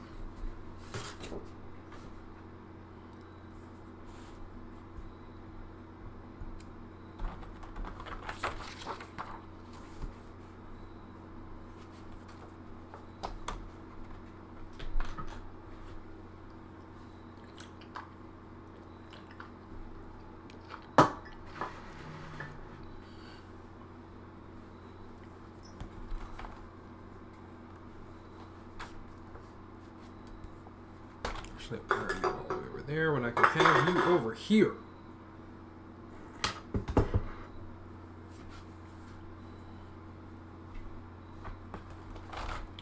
So this page, this is the fury of returning home to see your forced home kind of being plundered. I mean, yeah, they did just do that to these people, but, you know.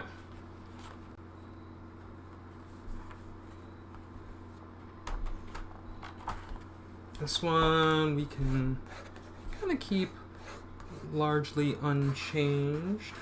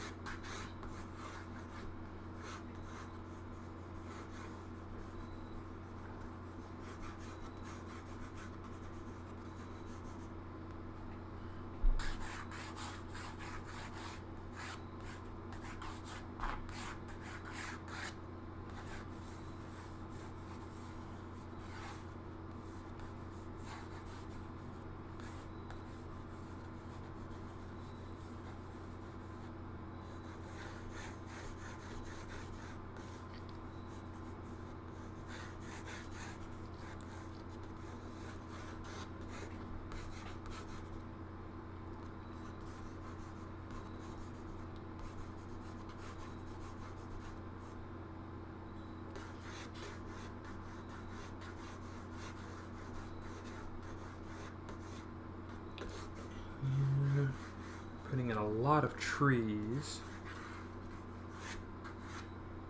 I don't want that tree there. No, not particularly. Well, you know what? It's fine. It's fine if that goes there. It'll just kind of frame the scene more than anything.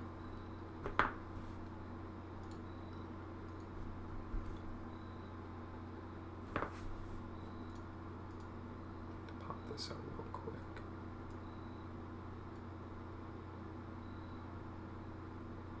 Or not.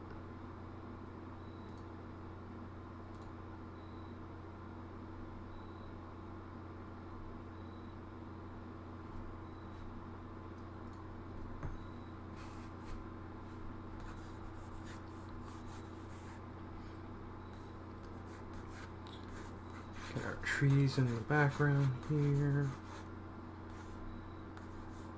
I think he's too tall. I want his head right there. Well, actually, no, he's fine. Just the way he was.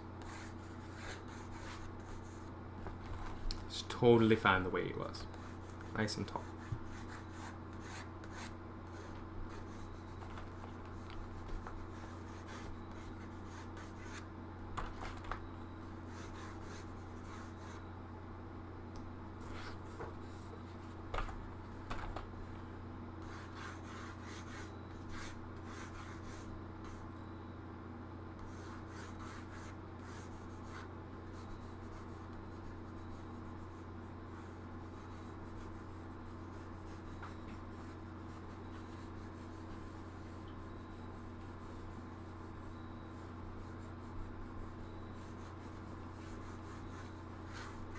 I'm really excited for this story.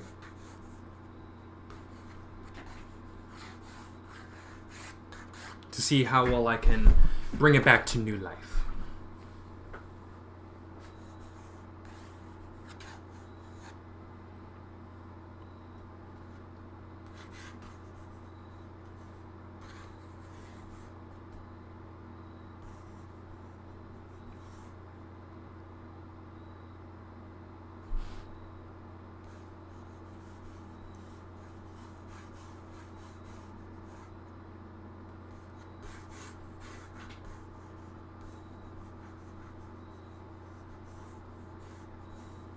We are taking to the trees here.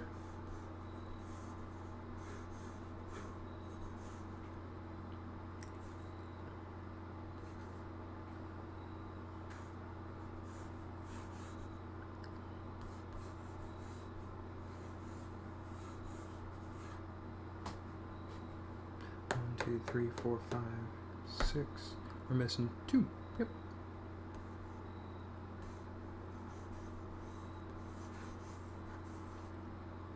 Trying to make sure that we get everybody in here.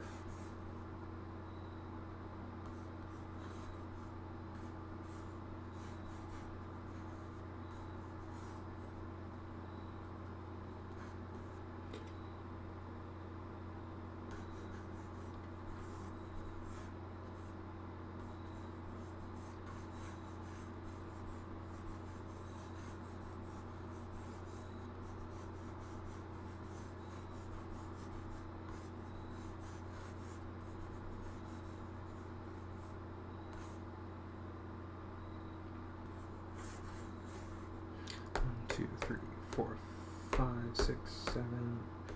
Yeah, there was another one right here.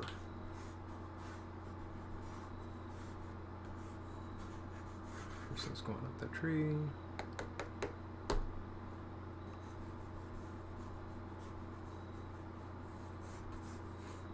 We'll do that. 1, 2, 3, 4, 5, 6, 7, 8.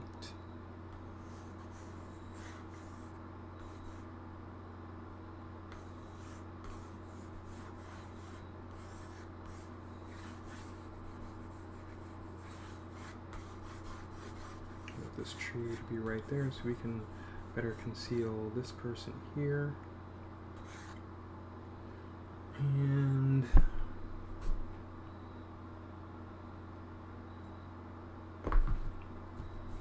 want him facing us, him facing in the direction that he's going to be moving in.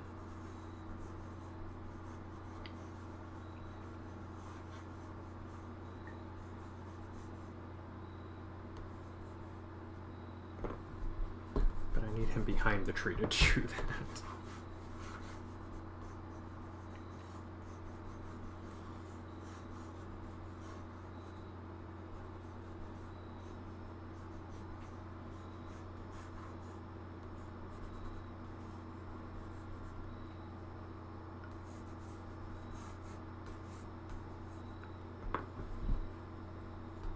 And I need to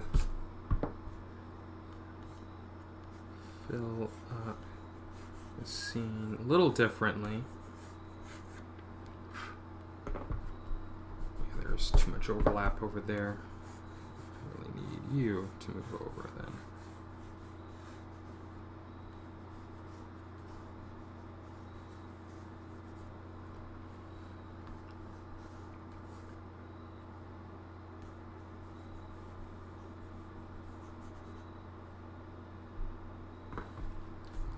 You right there on that tree. I want you maybe over here on this one instead.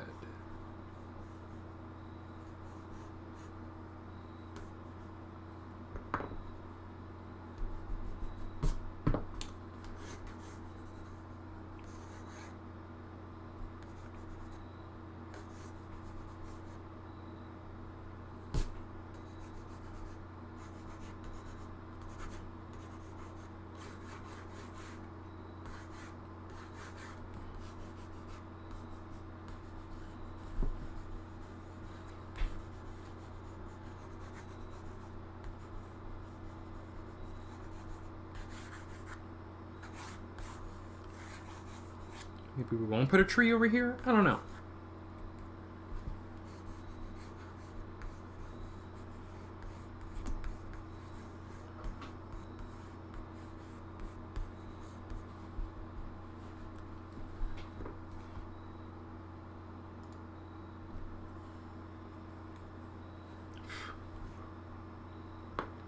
All right. Third graphite.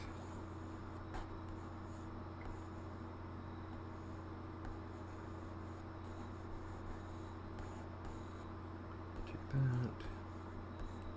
that.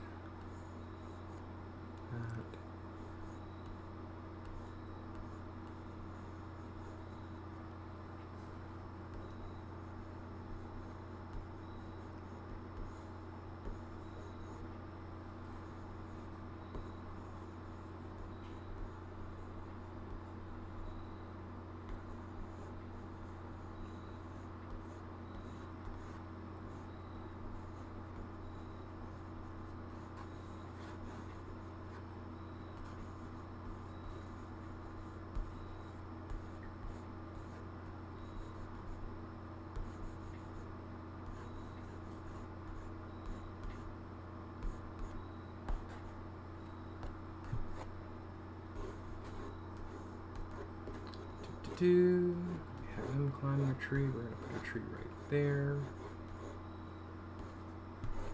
You're going up that tree over there. Find it.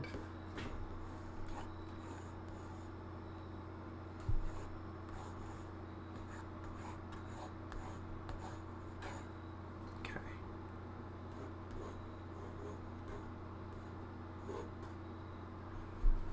All right. So that is that scene. So we have 1, 2, 3, 4, 5, 6, 7, 8 people here. Yep. Perfect. What I'm about to do is find out if I actually have drawn too many or too few. Alright, so this is page 6. TNIOVP.6. Go back to that first page that I did. I know I drew a bunch of people in here. 1, 2, 3, 4, 5, 6, 7, 8. Yep, I'm short one. So what I'll need to do is, for every other page, I'll just have to add another person, so that's fine.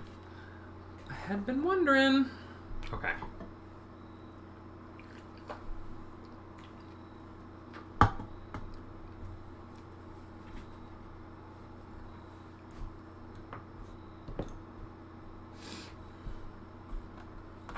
Next page.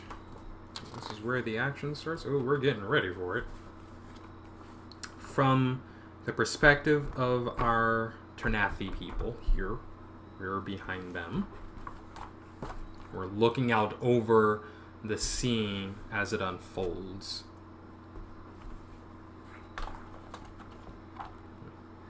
As I said at the beginning, we are from their perspective. So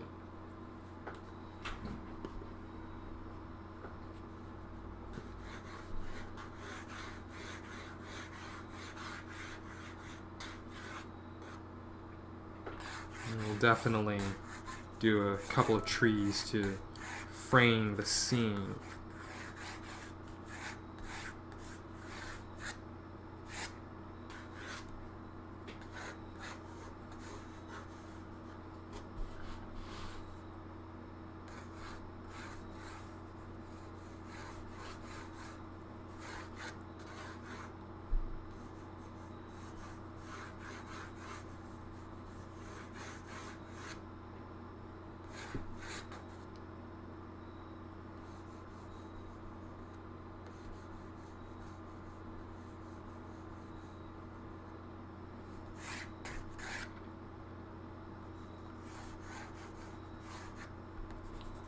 Do that. Actually, move this a little further over here. You can't see that, but I'll move this. Shelby, hi! Welcome! Thanks for the bits. How am I tonight? I am doing pretty good. I was a little stressed out earlier, but I'm all good. Just had a couple of phone calls that happened earlier tonight. Turned the microphone, I muted the microphone, and Captioner still caught the entire conversation. So, it was a little stressful, but we're good now. We're in the swing of things, moving right along through the book. I'm actually, Shelby, you are right on time. I'm actually moving, finally actually going through, getting these pages redone.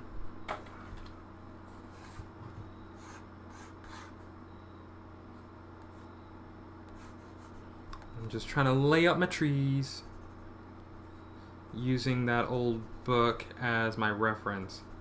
That does sound a little stressful. Yeah, it was a special moment. So I'll just kind of have to upload the recorded VOD that I'm making so that, you can kind of see it from the beginning. I'm glad you've made it past. Yeah, so am I. So am I.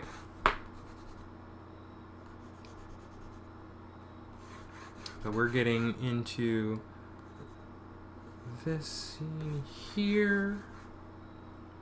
I'm kind of laying this page out. I really did like the way this particular page looks, so I'm trying to lay this out the way it is in the book. How are you tonight, by the way? I didn't tell you, I scored a 90 on that paper that was late for my labor and relations class, so it was kind of exciting. At least for me, anyway. And I was telling my boyfriend, I'm like, I honestly think that, you know, there may have been a, like, the contract that we had to analyze, dense.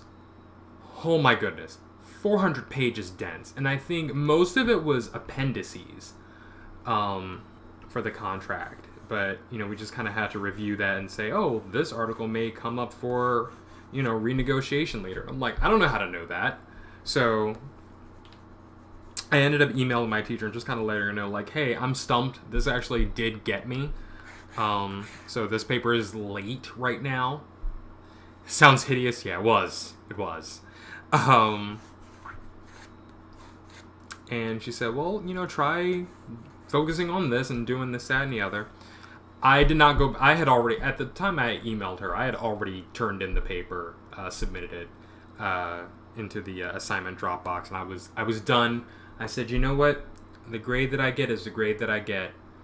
So it is what it is. I did analyze at least one of the articles that I found that I thought was like, okay, this kind of caught me as like a... I would definitely negotiate this a little more specifically.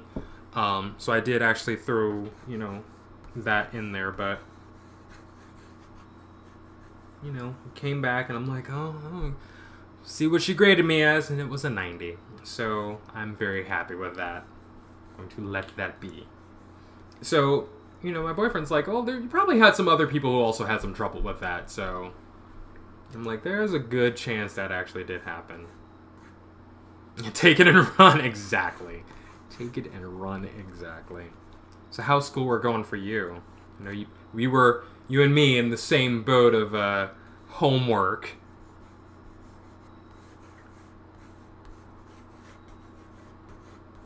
I don't know if you had a paper or just some other assignments that you had due. Bam! Hey, thank you! Yes, congrats on the 90. Thank you so much. I'm glad you're here too. And I always love it when you're here. It always makes me feel good. Like I always know I have a friend in chat when I know you're here, so thank you, Bam. Yeah, I'm super excited about that. So, so far, both of the classes that I have right now, I am solidly in the A range as far as grades, so. Plugging away on it right now, the cheery subject of prison mental health programs and their astounding ability at failing incarcerated people. Oh man, that sounds deep. Always lurking, thank you, Bam. Yes, you are, and I totally appreciate it. I am always so happy to know that you're here.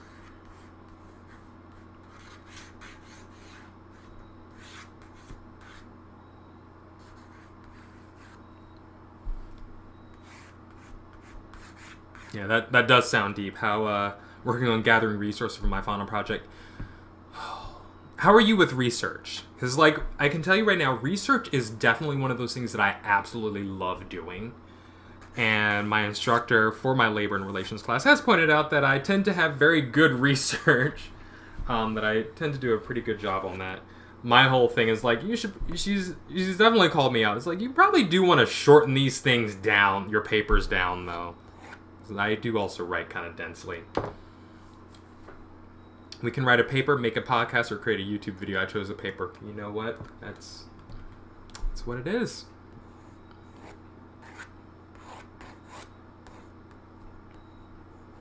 I mean, I think there's something to be said about, you know, having a paper written. I like it. But I'm always reading and writing things anyway, so.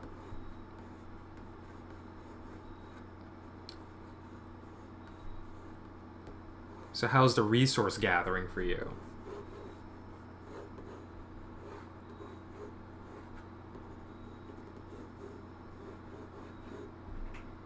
I love research. I've always had a knack for being able to find exactly what I need. Same! Absolutely the same. That's why I love it so much.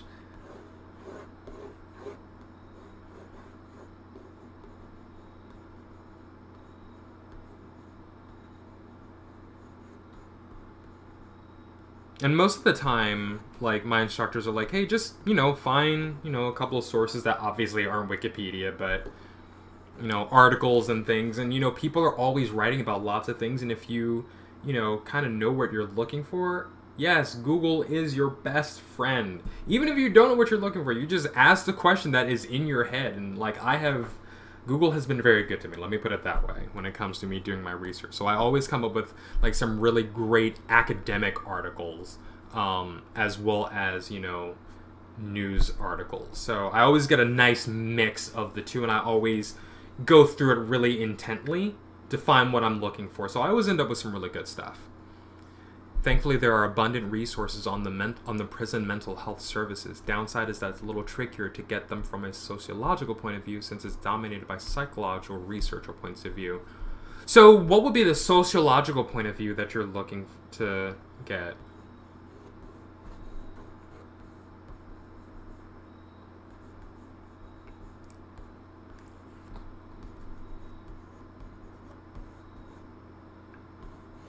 I actually had the idea, just kind of in passing, of picking up my old papers and reading them on stream and just kind of having a discussion around that. I don't know if anybody can get with the academia like that, but that's like my thing. I had actually mused with the idea of going into labor and relations and human resources research, like actually organizational psychology. Yes, I had wanted to go down that path. Still kind of do. It's kind of a thing in my head. The negative effects and ripple effects through society that stem from incarcerated people not receiving mental health services or the services being so subpar. Ooh. How many pages does this paper need to be? Because this sounds like it can go for a bit. I would be very, very interested in reading this paper when you're done, by the way. Just saying.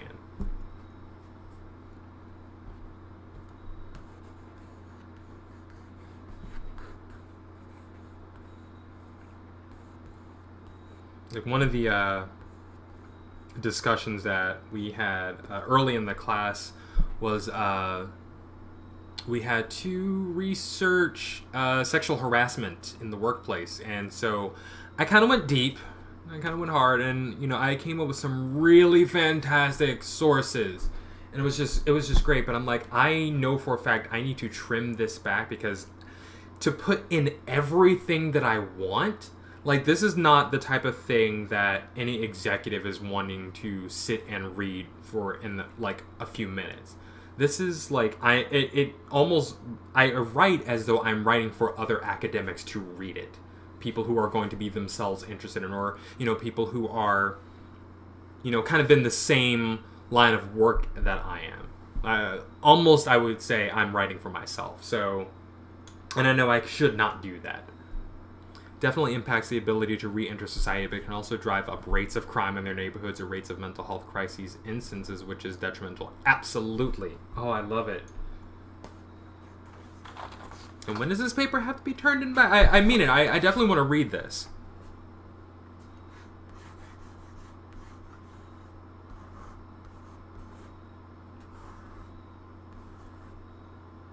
Do that.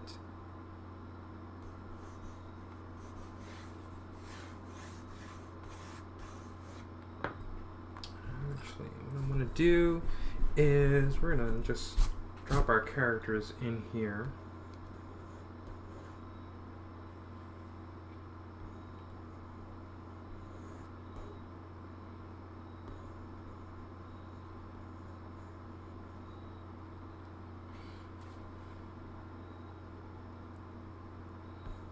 We're just going to have them stride in very boldly. Why not?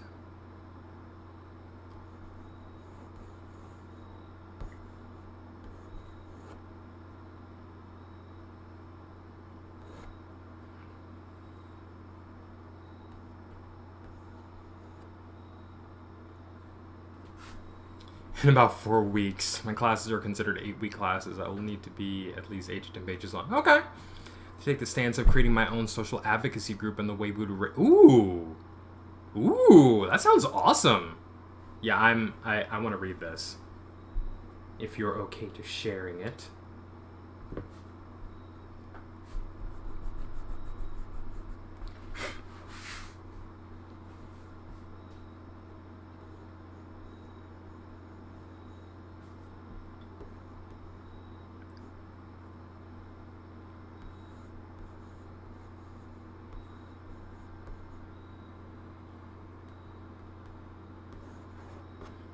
supposed to have another person here, so I guess it'll be right here.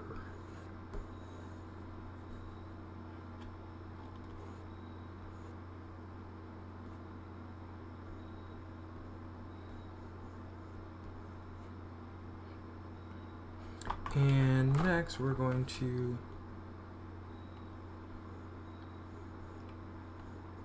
have our torch bearing people. Trying to get the rest of these people in the scene here.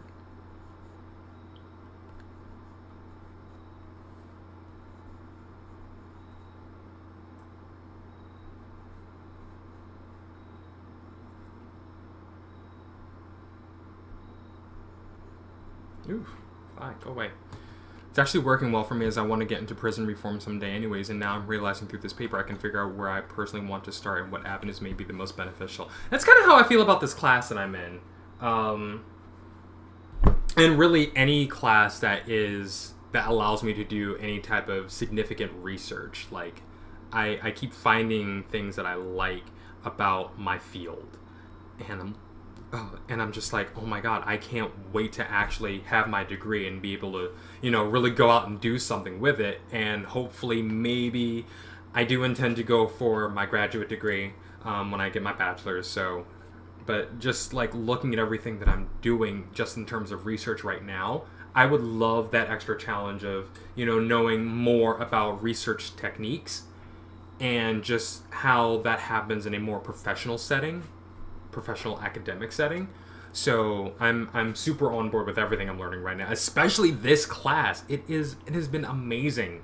Like the great thing about research is that it, for me, is like it really opens my eyes to all sorts of other topics and things that I had no idea about. I love to learn things, if I haven't made that clear by just what I'm saying right now. So, knowing that, hey, here's a field of working that is built all around learning things, and I'm like, yes, this is for me. Where do I sign up? So I'm definitely here for it. Oh, I need one more person. I'm missing someone, so we're gonna put them here. And this way we're pushing the scene in this direction, which is still moving this way.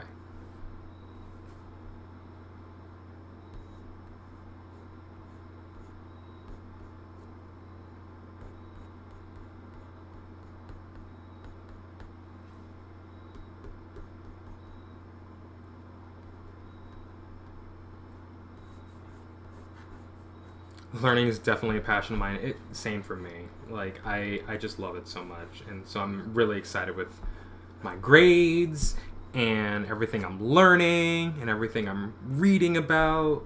Like, I love it all. Alright, I'm going to do a little circle like that above everyone who's supposed to be a torchbearer.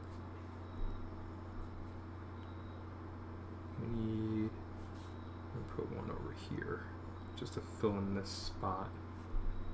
Put you back there. Okay.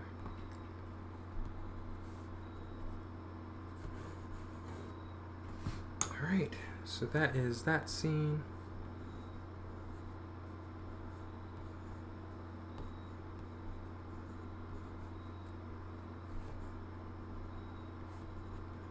Just kind of looks like just drew some scraggly lines here, which I kind of did. So I figured the field of psychology and counseling is always developing, and it's perfect for me. You know what? I actually did want to go into psychology. Funny enough. Just because there's like that opportunity to really learn a lot of stuff. And, I'm thinking to myself, when I go for my master's, maybe I will pick up some psychology classes that'll probably help me as an HR professional. I still think that, but there's also other things that I'm looking at, so I don't really know anymore what I want to do, what I want to take as like my graduate electives.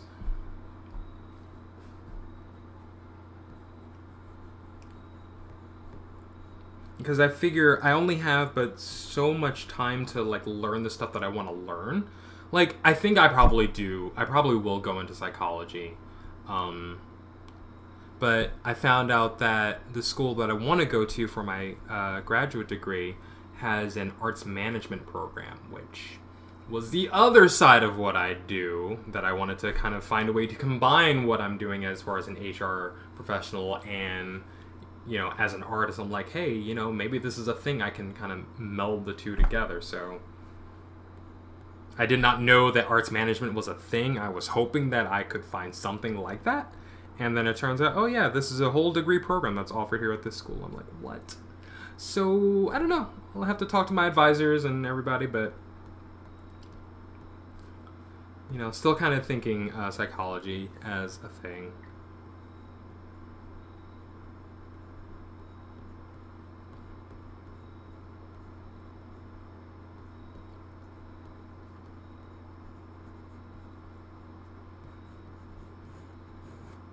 Okay. Before I overdo this page, so I feel it coming. I'm going to take a break, but now I'm looking to find the school I need for a master's in counseling and therapy. Definitely not worried about it at all. Yeah, I think we mentioned that before. You wanted to take a break. So what's making you want to go into your graduate degree at this point? Because for me, it was definitely that sense of accomplishment and knowing that that's the path that I want to go through. So, COVID. Need to find the right one for licensure. Okay.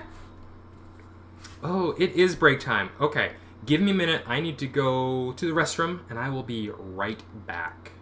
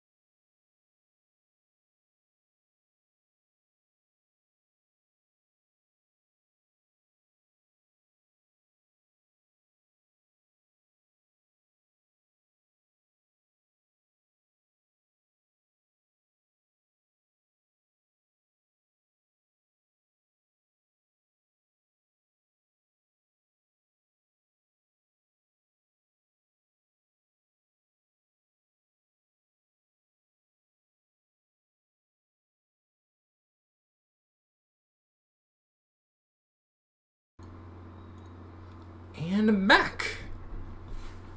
Figure I might as well push and get it done while job potential is possibly low anyways. Well, I mean, it's...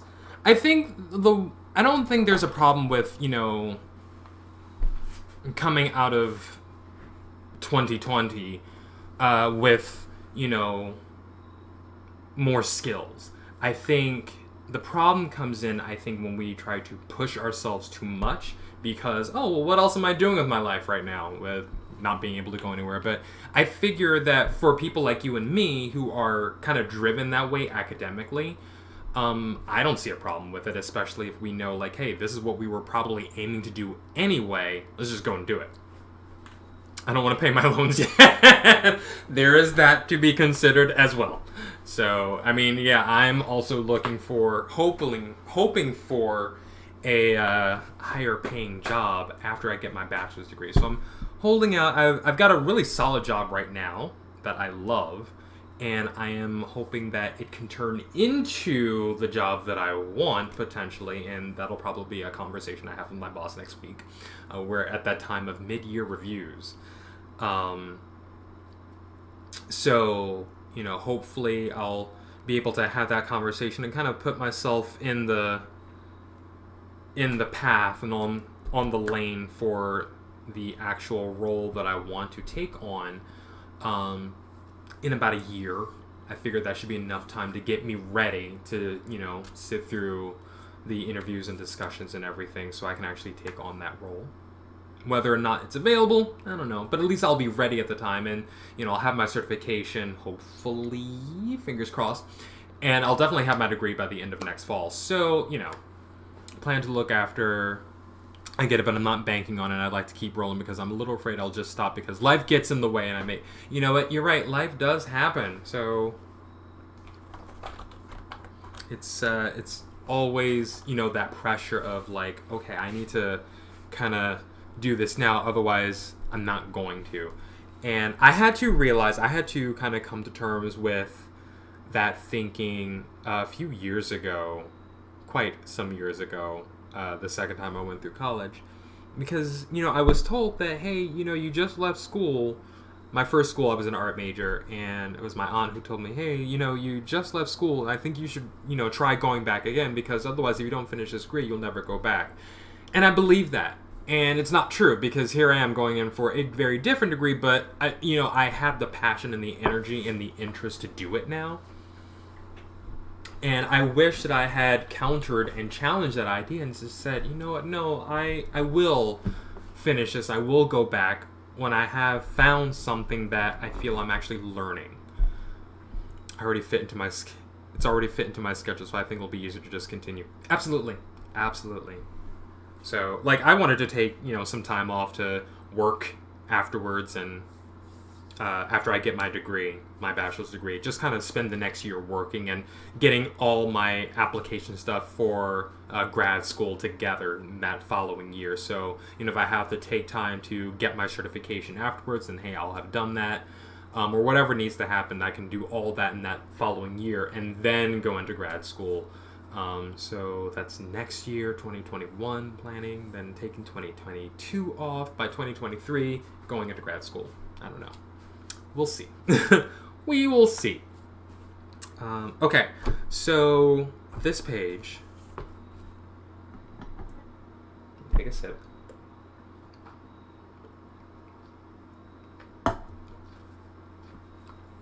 This page, this is when the action starts. And we need to kind of flip this image. So we have everything happening here. They're coming from this side. We want them to come from the other side.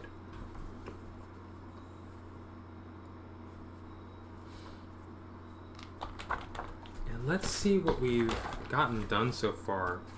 We have 7 pages. We are about halfway through. I love it. Let's keep going. With an hour left. Halfway through the book with an hour left, so...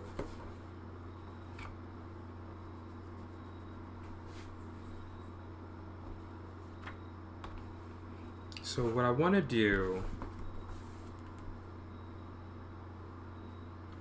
I don't know, I do want that angle. So you can see that everything is on this angle here within the pages. And I think I want to recreate that, just going in a different direction. So we'll do the ground is like right here.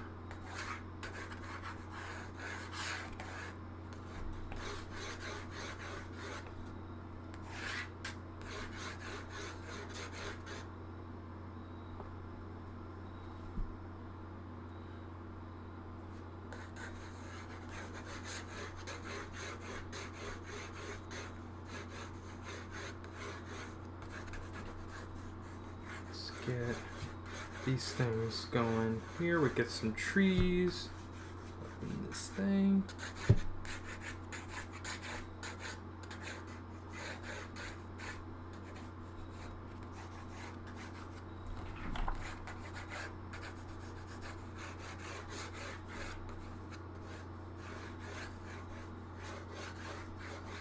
Angle means there's action happening.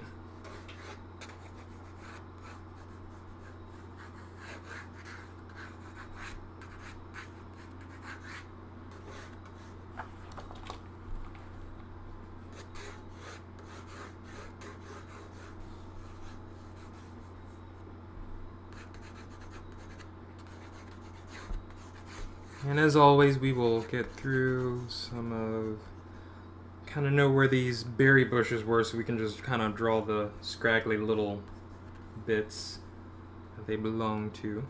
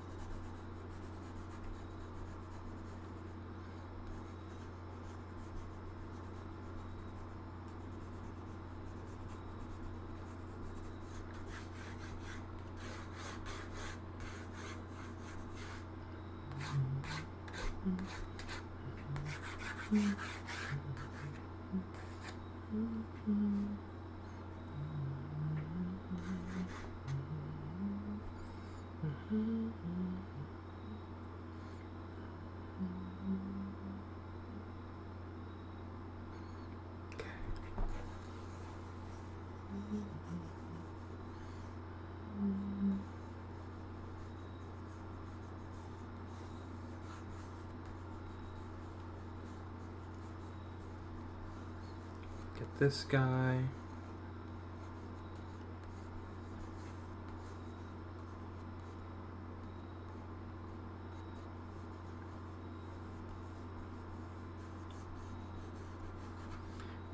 Get someone being thrown here with a bolt of magic. Put that in there. Check out something real quick.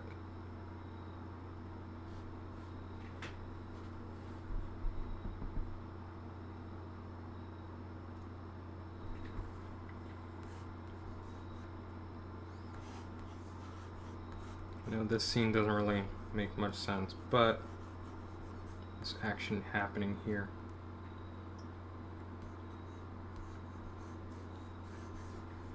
Put someone there. We can kind of change up a few things happening here. Arrow, arrow, arrow.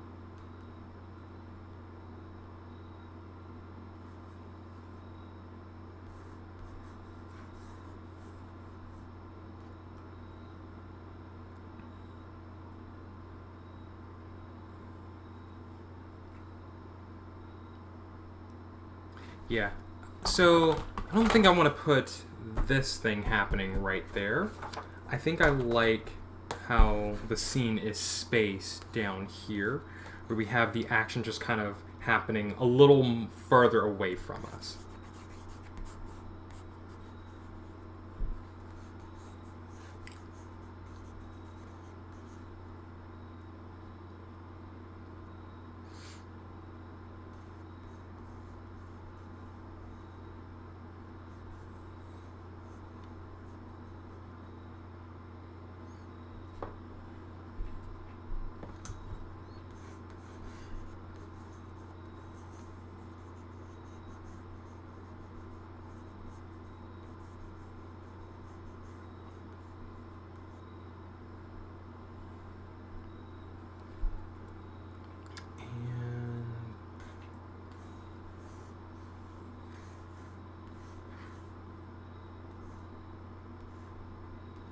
Arrows on this person.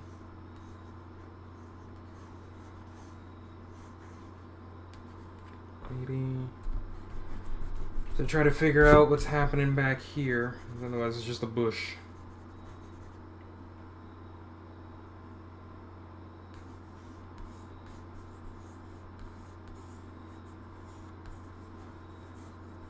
So we'll put somebody down here on the floor. Well, the ground, in the snow. Put some arrows in them.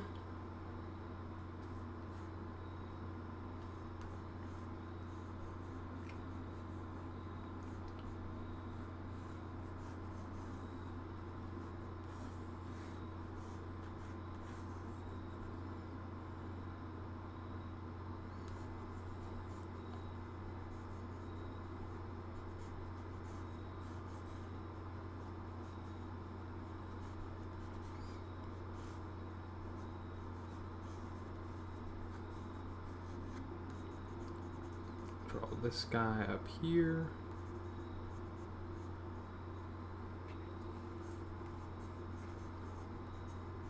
Their magical person.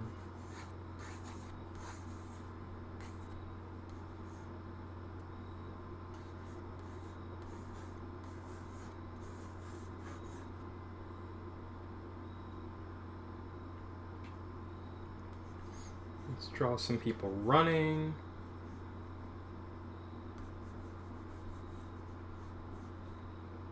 He's a torchbearer. Yeah, we need another torchbearer, so you'll be the other one.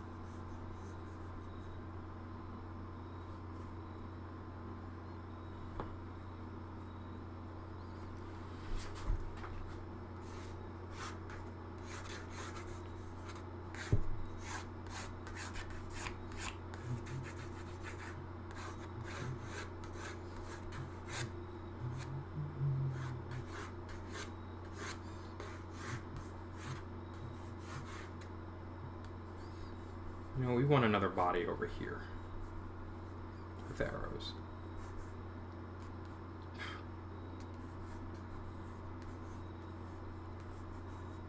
Maybe someone's dropped their bundle. You're also having a bundle here.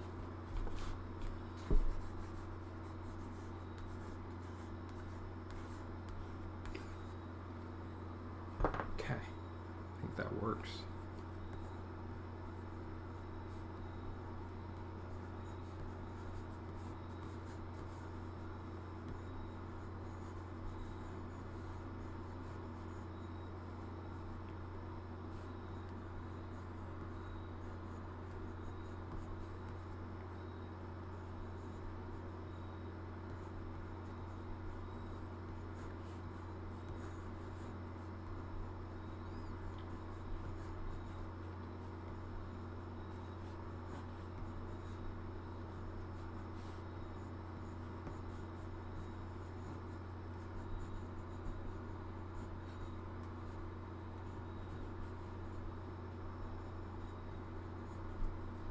More people running.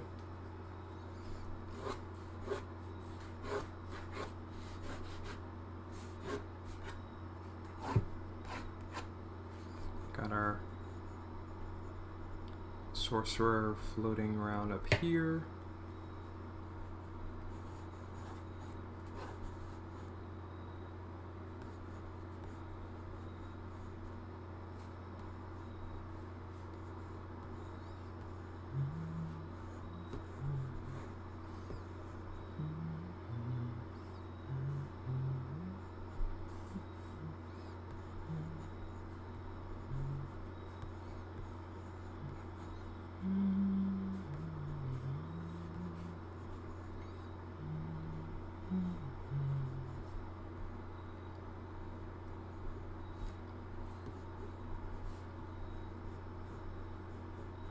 This guy has a pair of swords.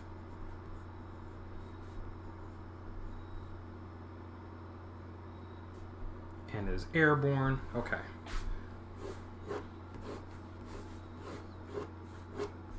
Probably kind of a confusing page a little bit. Oops, forgot to draw the torch.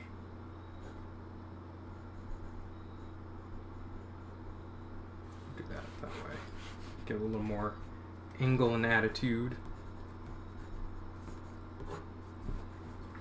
Oh, forgot to draw this person down here.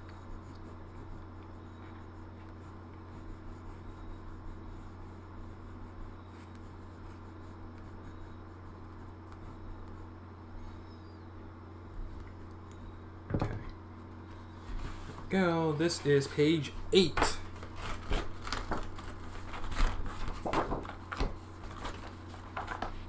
Moving right along.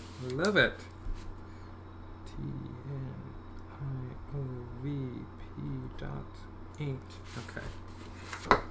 What I forgot to do. I didn't do that for this. This is the cover. So, I'm trying that right. Okay, good. TNIOV cover. There we go. I'll put you over here. Oh no! Dropping things. Okay.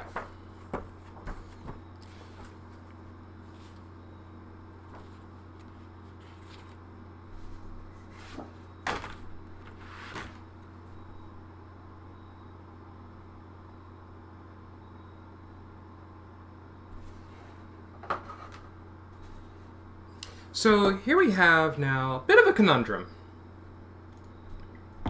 Do I want to repeat the same angle that I had on the preceding page for this page? So like basically having the angle going down to the right? Or do I want to literally recreate this image? Now I will tell you, this was my favorite image of the whole book.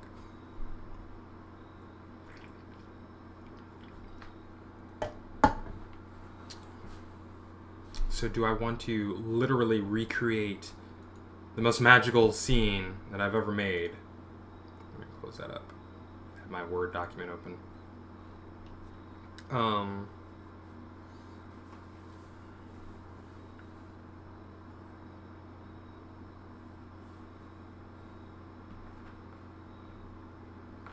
Because I think we've got a lot going on here. And I don't know if this scene is just going to have the same magic to it.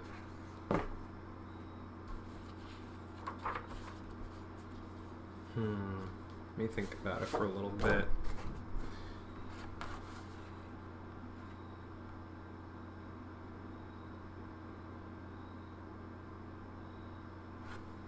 I might can draw some little things happening down here just to fill that space in.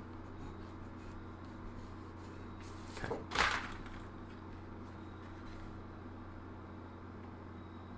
You know what's gonna happen? I'm gonna sit down to ink these pages. I'm like, what is this? What's happening here? I hope that doesn't happen, but I foresee that being a thing. Do I want to recreate this angle? What's happening on the next page? Oh! Oh! Right! The Fae. The little forest spirits. Including our little guy here. So, I think I know what this page actually should be turned into. I'm excited about bringing them into this story.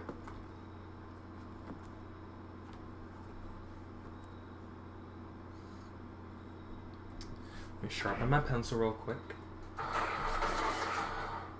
Okay.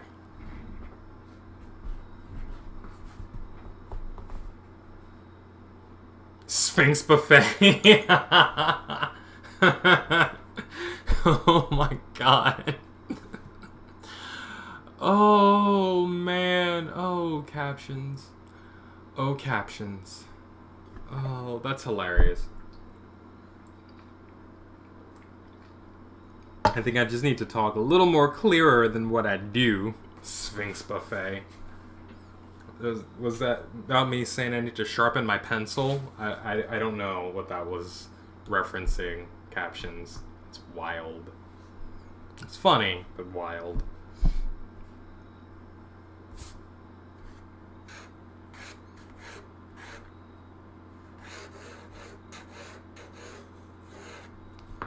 There's some other stuff that happens here. At least I thought there was.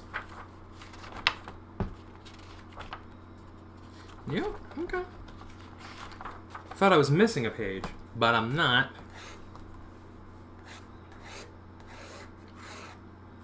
So we do an angle like this.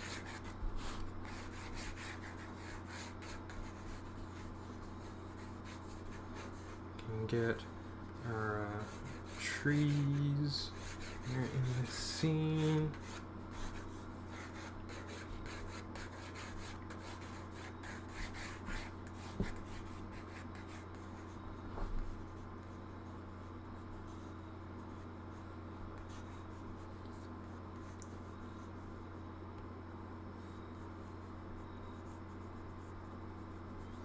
we will go ahead and just recreate this page. Sort of.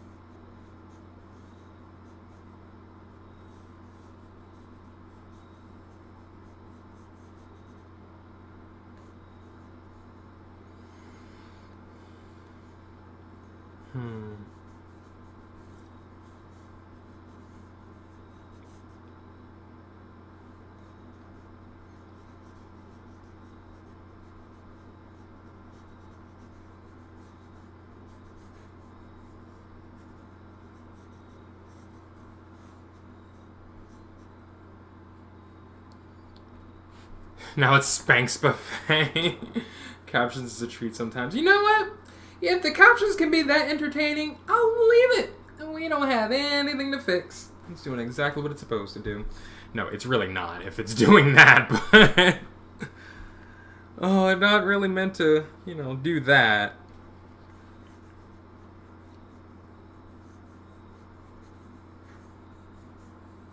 But, you know what? As long as someone's getting some type of enjoyment out of it, I guess.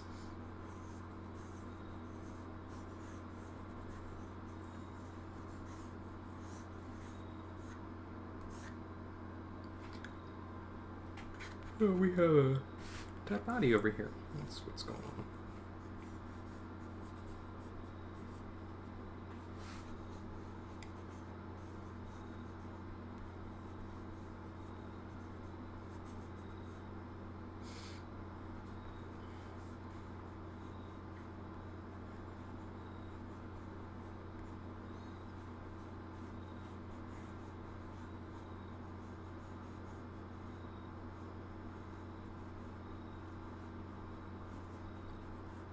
Poor guy being run down.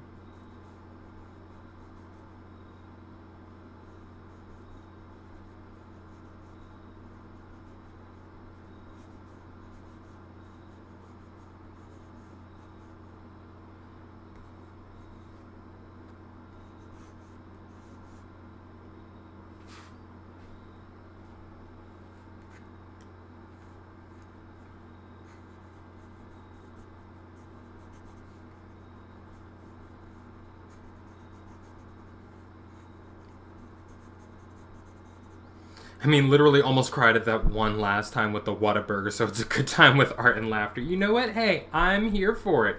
I think that is fantastic. Like I said, so long as we're enjoying it, we're having a good time, that's what we all came to do. I may have to find a different captioner, though, if that's what's going to happen.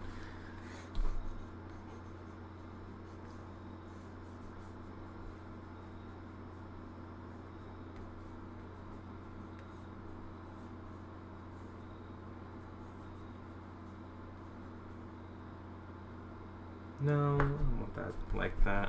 We'll do...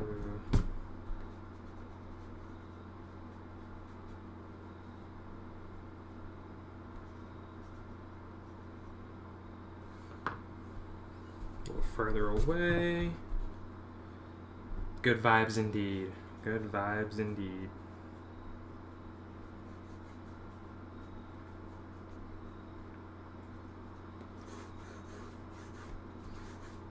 Tree there for you to brace yourself on.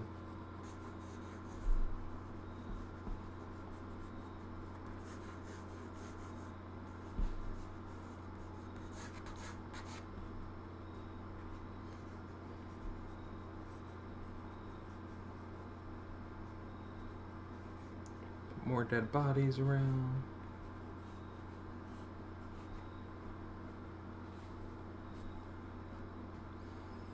Alright, so we have 1, 2, 3, 4, 5, 6.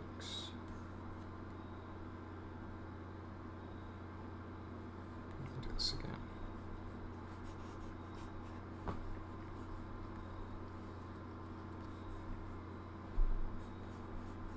1. So we got 1, 2, 3, 4, 5, 6, 7. Yeah, we want you back here. We want a floater.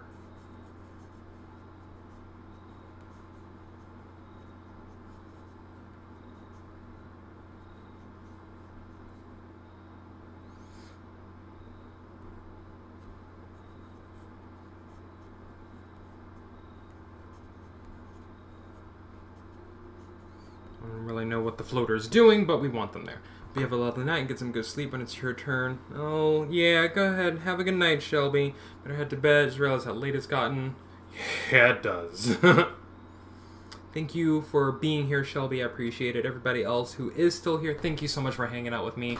We have 30 more minutes left, so we're going to get through.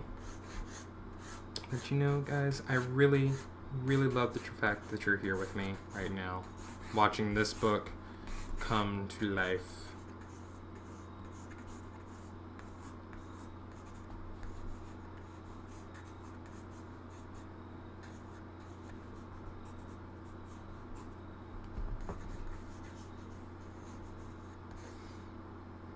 You know what? Maybe I don't want...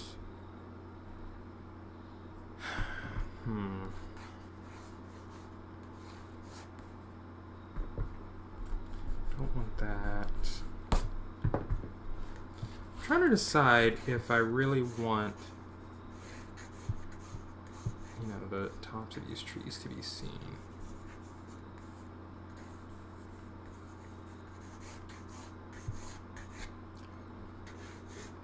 You know, with people in them.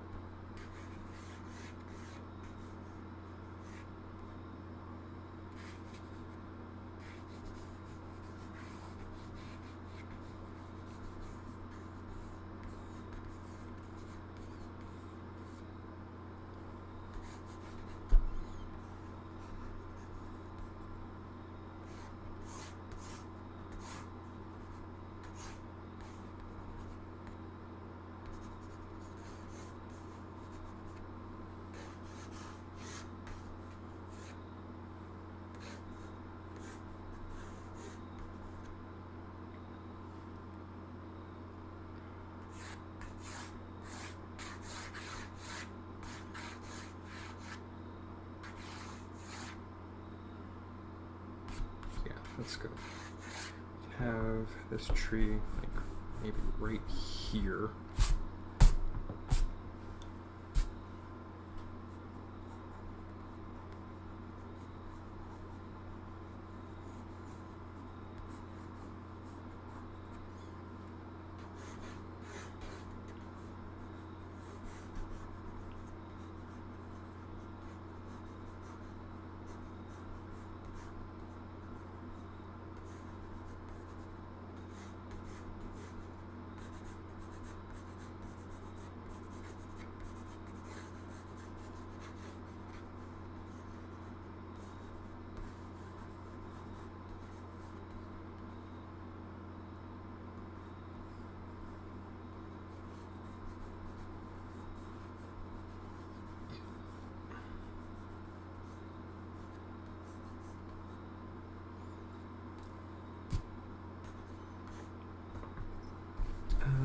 I think I was trying to draw another tree there. Instead, maybe I'll put it right here, just like this.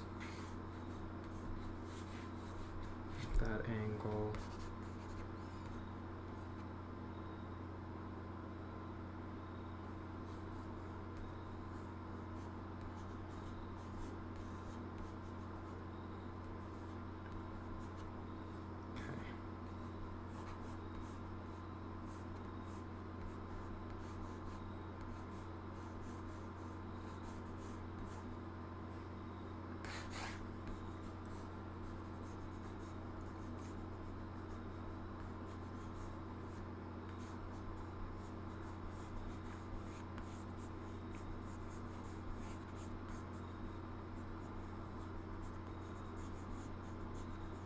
There's gonna be some red in this scene, let me tell you. These dead bodies.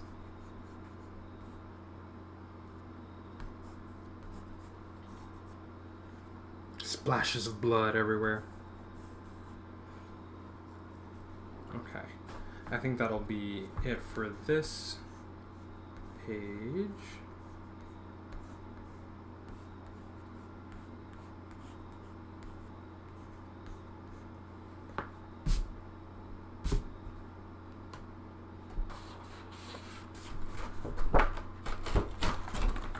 Yeah, oh, stay.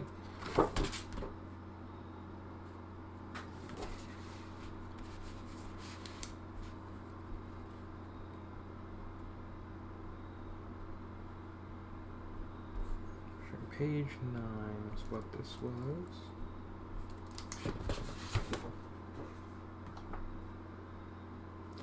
My head is so itchy.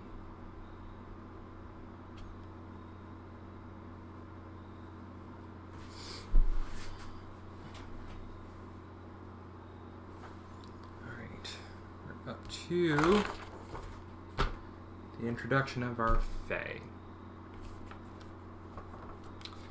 So if you remember, the bottom of our cover here, we have this little guy.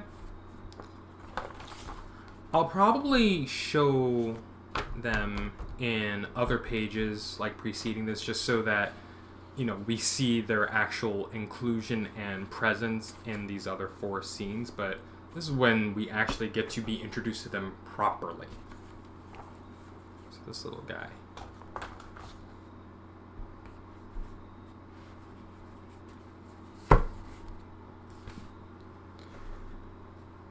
Oh, excuse me. I'm just blatantly yawning at this point. Been going for a bit, been up for a bit. So let's say we do this image and we call it a night.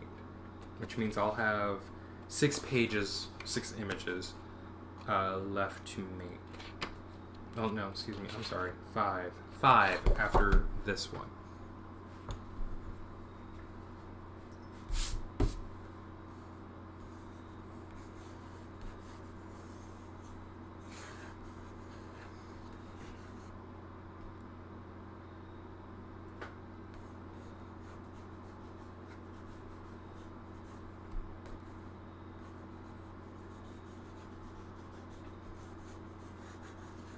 This little guy, this angle determines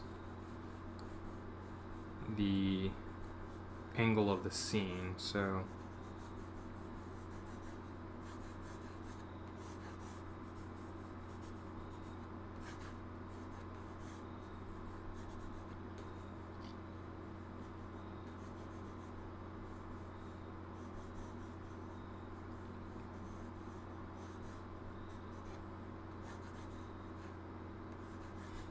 my boyfriend saw this. He said, "Oh, it's a tiny Groot." I'm like, well, effectively, that's kind of what's happening here.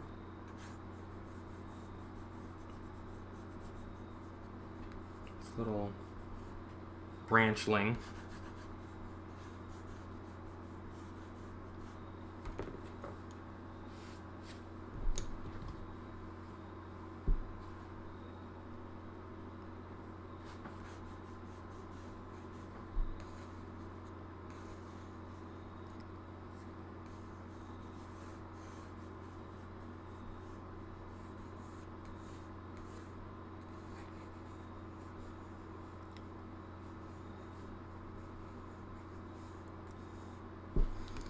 Draw some little winter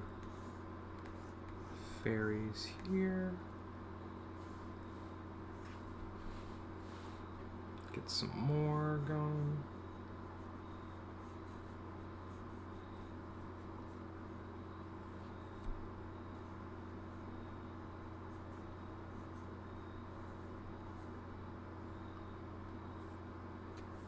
And let's not forget to draw in our trees, which are positively giant compared to them.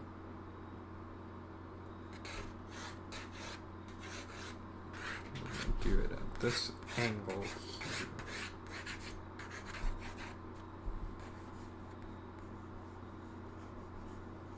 Yeah. What am I doing? What am I doing? Just scribbling. Just scribbling.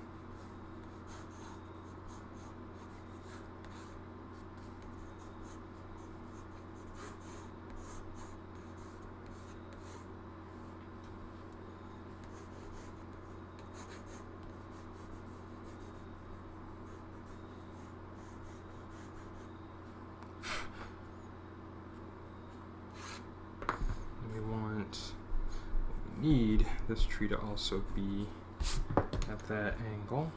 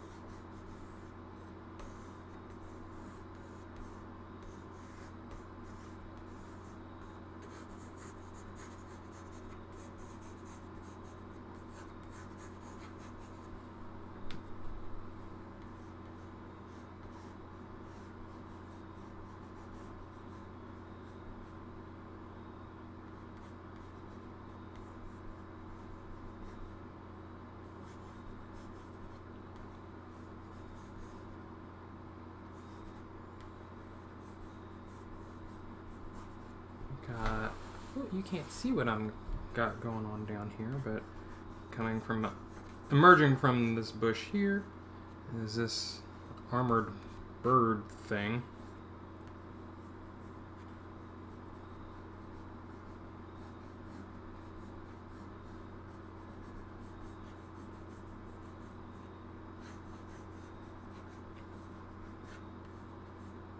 You can make it a skeletal bird, honestly. I think that'll also be fitting.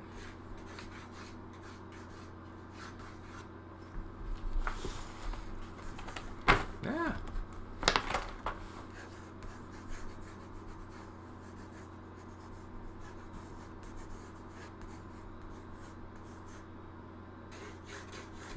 Widen this tree here.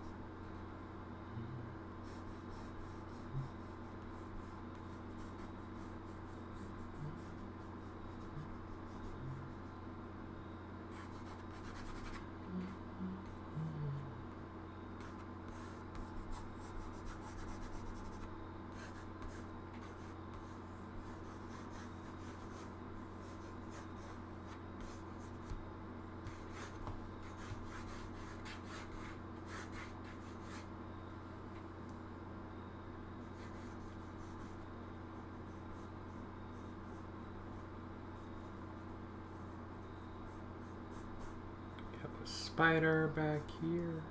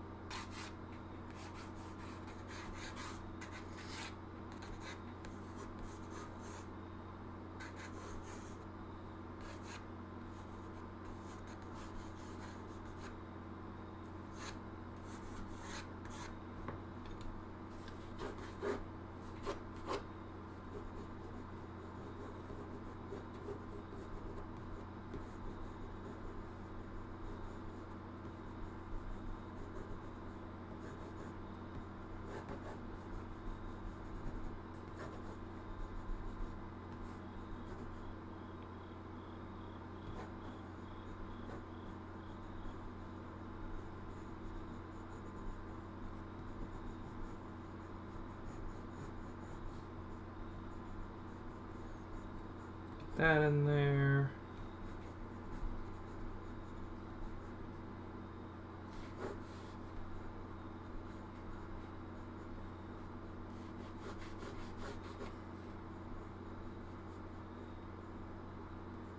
Get our spider friend in there.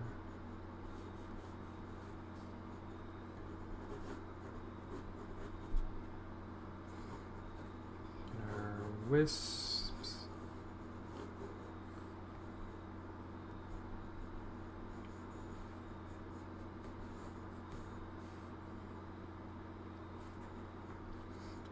Want something a little more eldritch,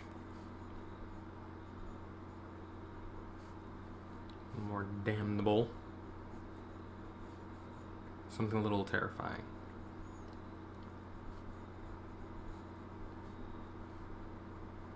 Like a wraith.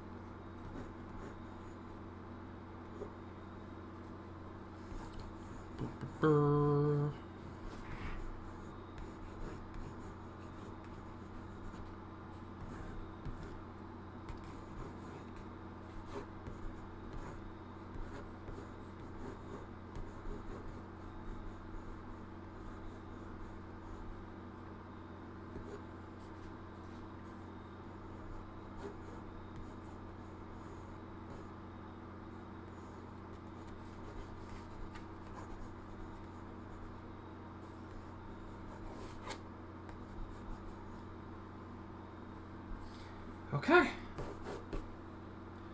It is, I think that's gonna do it.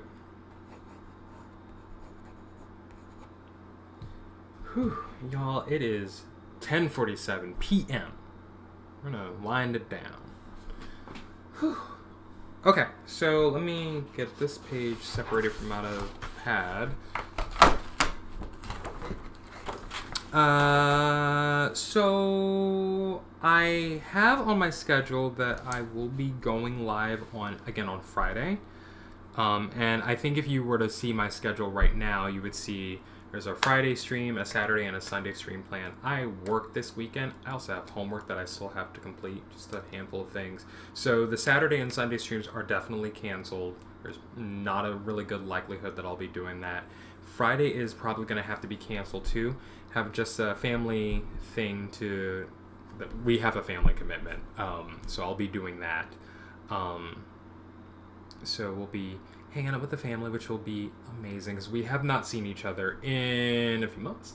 So we'll all be doing that. So I will not be here on Friday to finish the rest of this. So we'll come back next week refreshed and ready to go.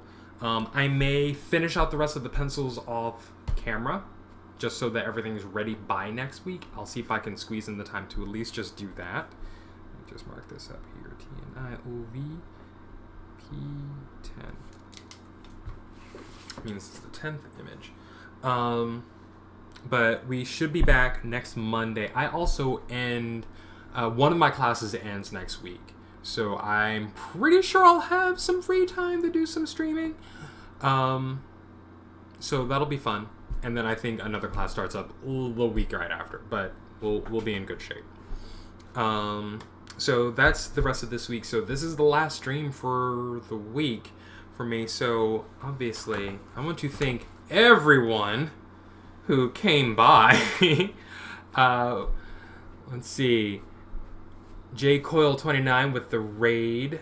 9 people. Thank you for last stream for Hell. Until next Monday. Until next Monday. Last stream until next Monday. So JCoil, thank you for coming by with that raid. I really do appreciate it. Geek, thank you for hanging out with me tonight. Coming back and lurking. Everybody who came by and lurked.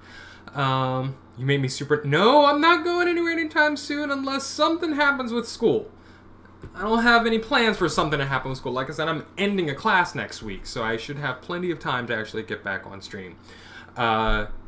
So, Geek, thank you for coming back. And Shelby, as always, I love it when you're here. Bam, you as well. Thank you for constantly lurking. I really do appreciate it. You're always that one view I know I can count on to be here, as well as Geek and Shelby. So that's 3.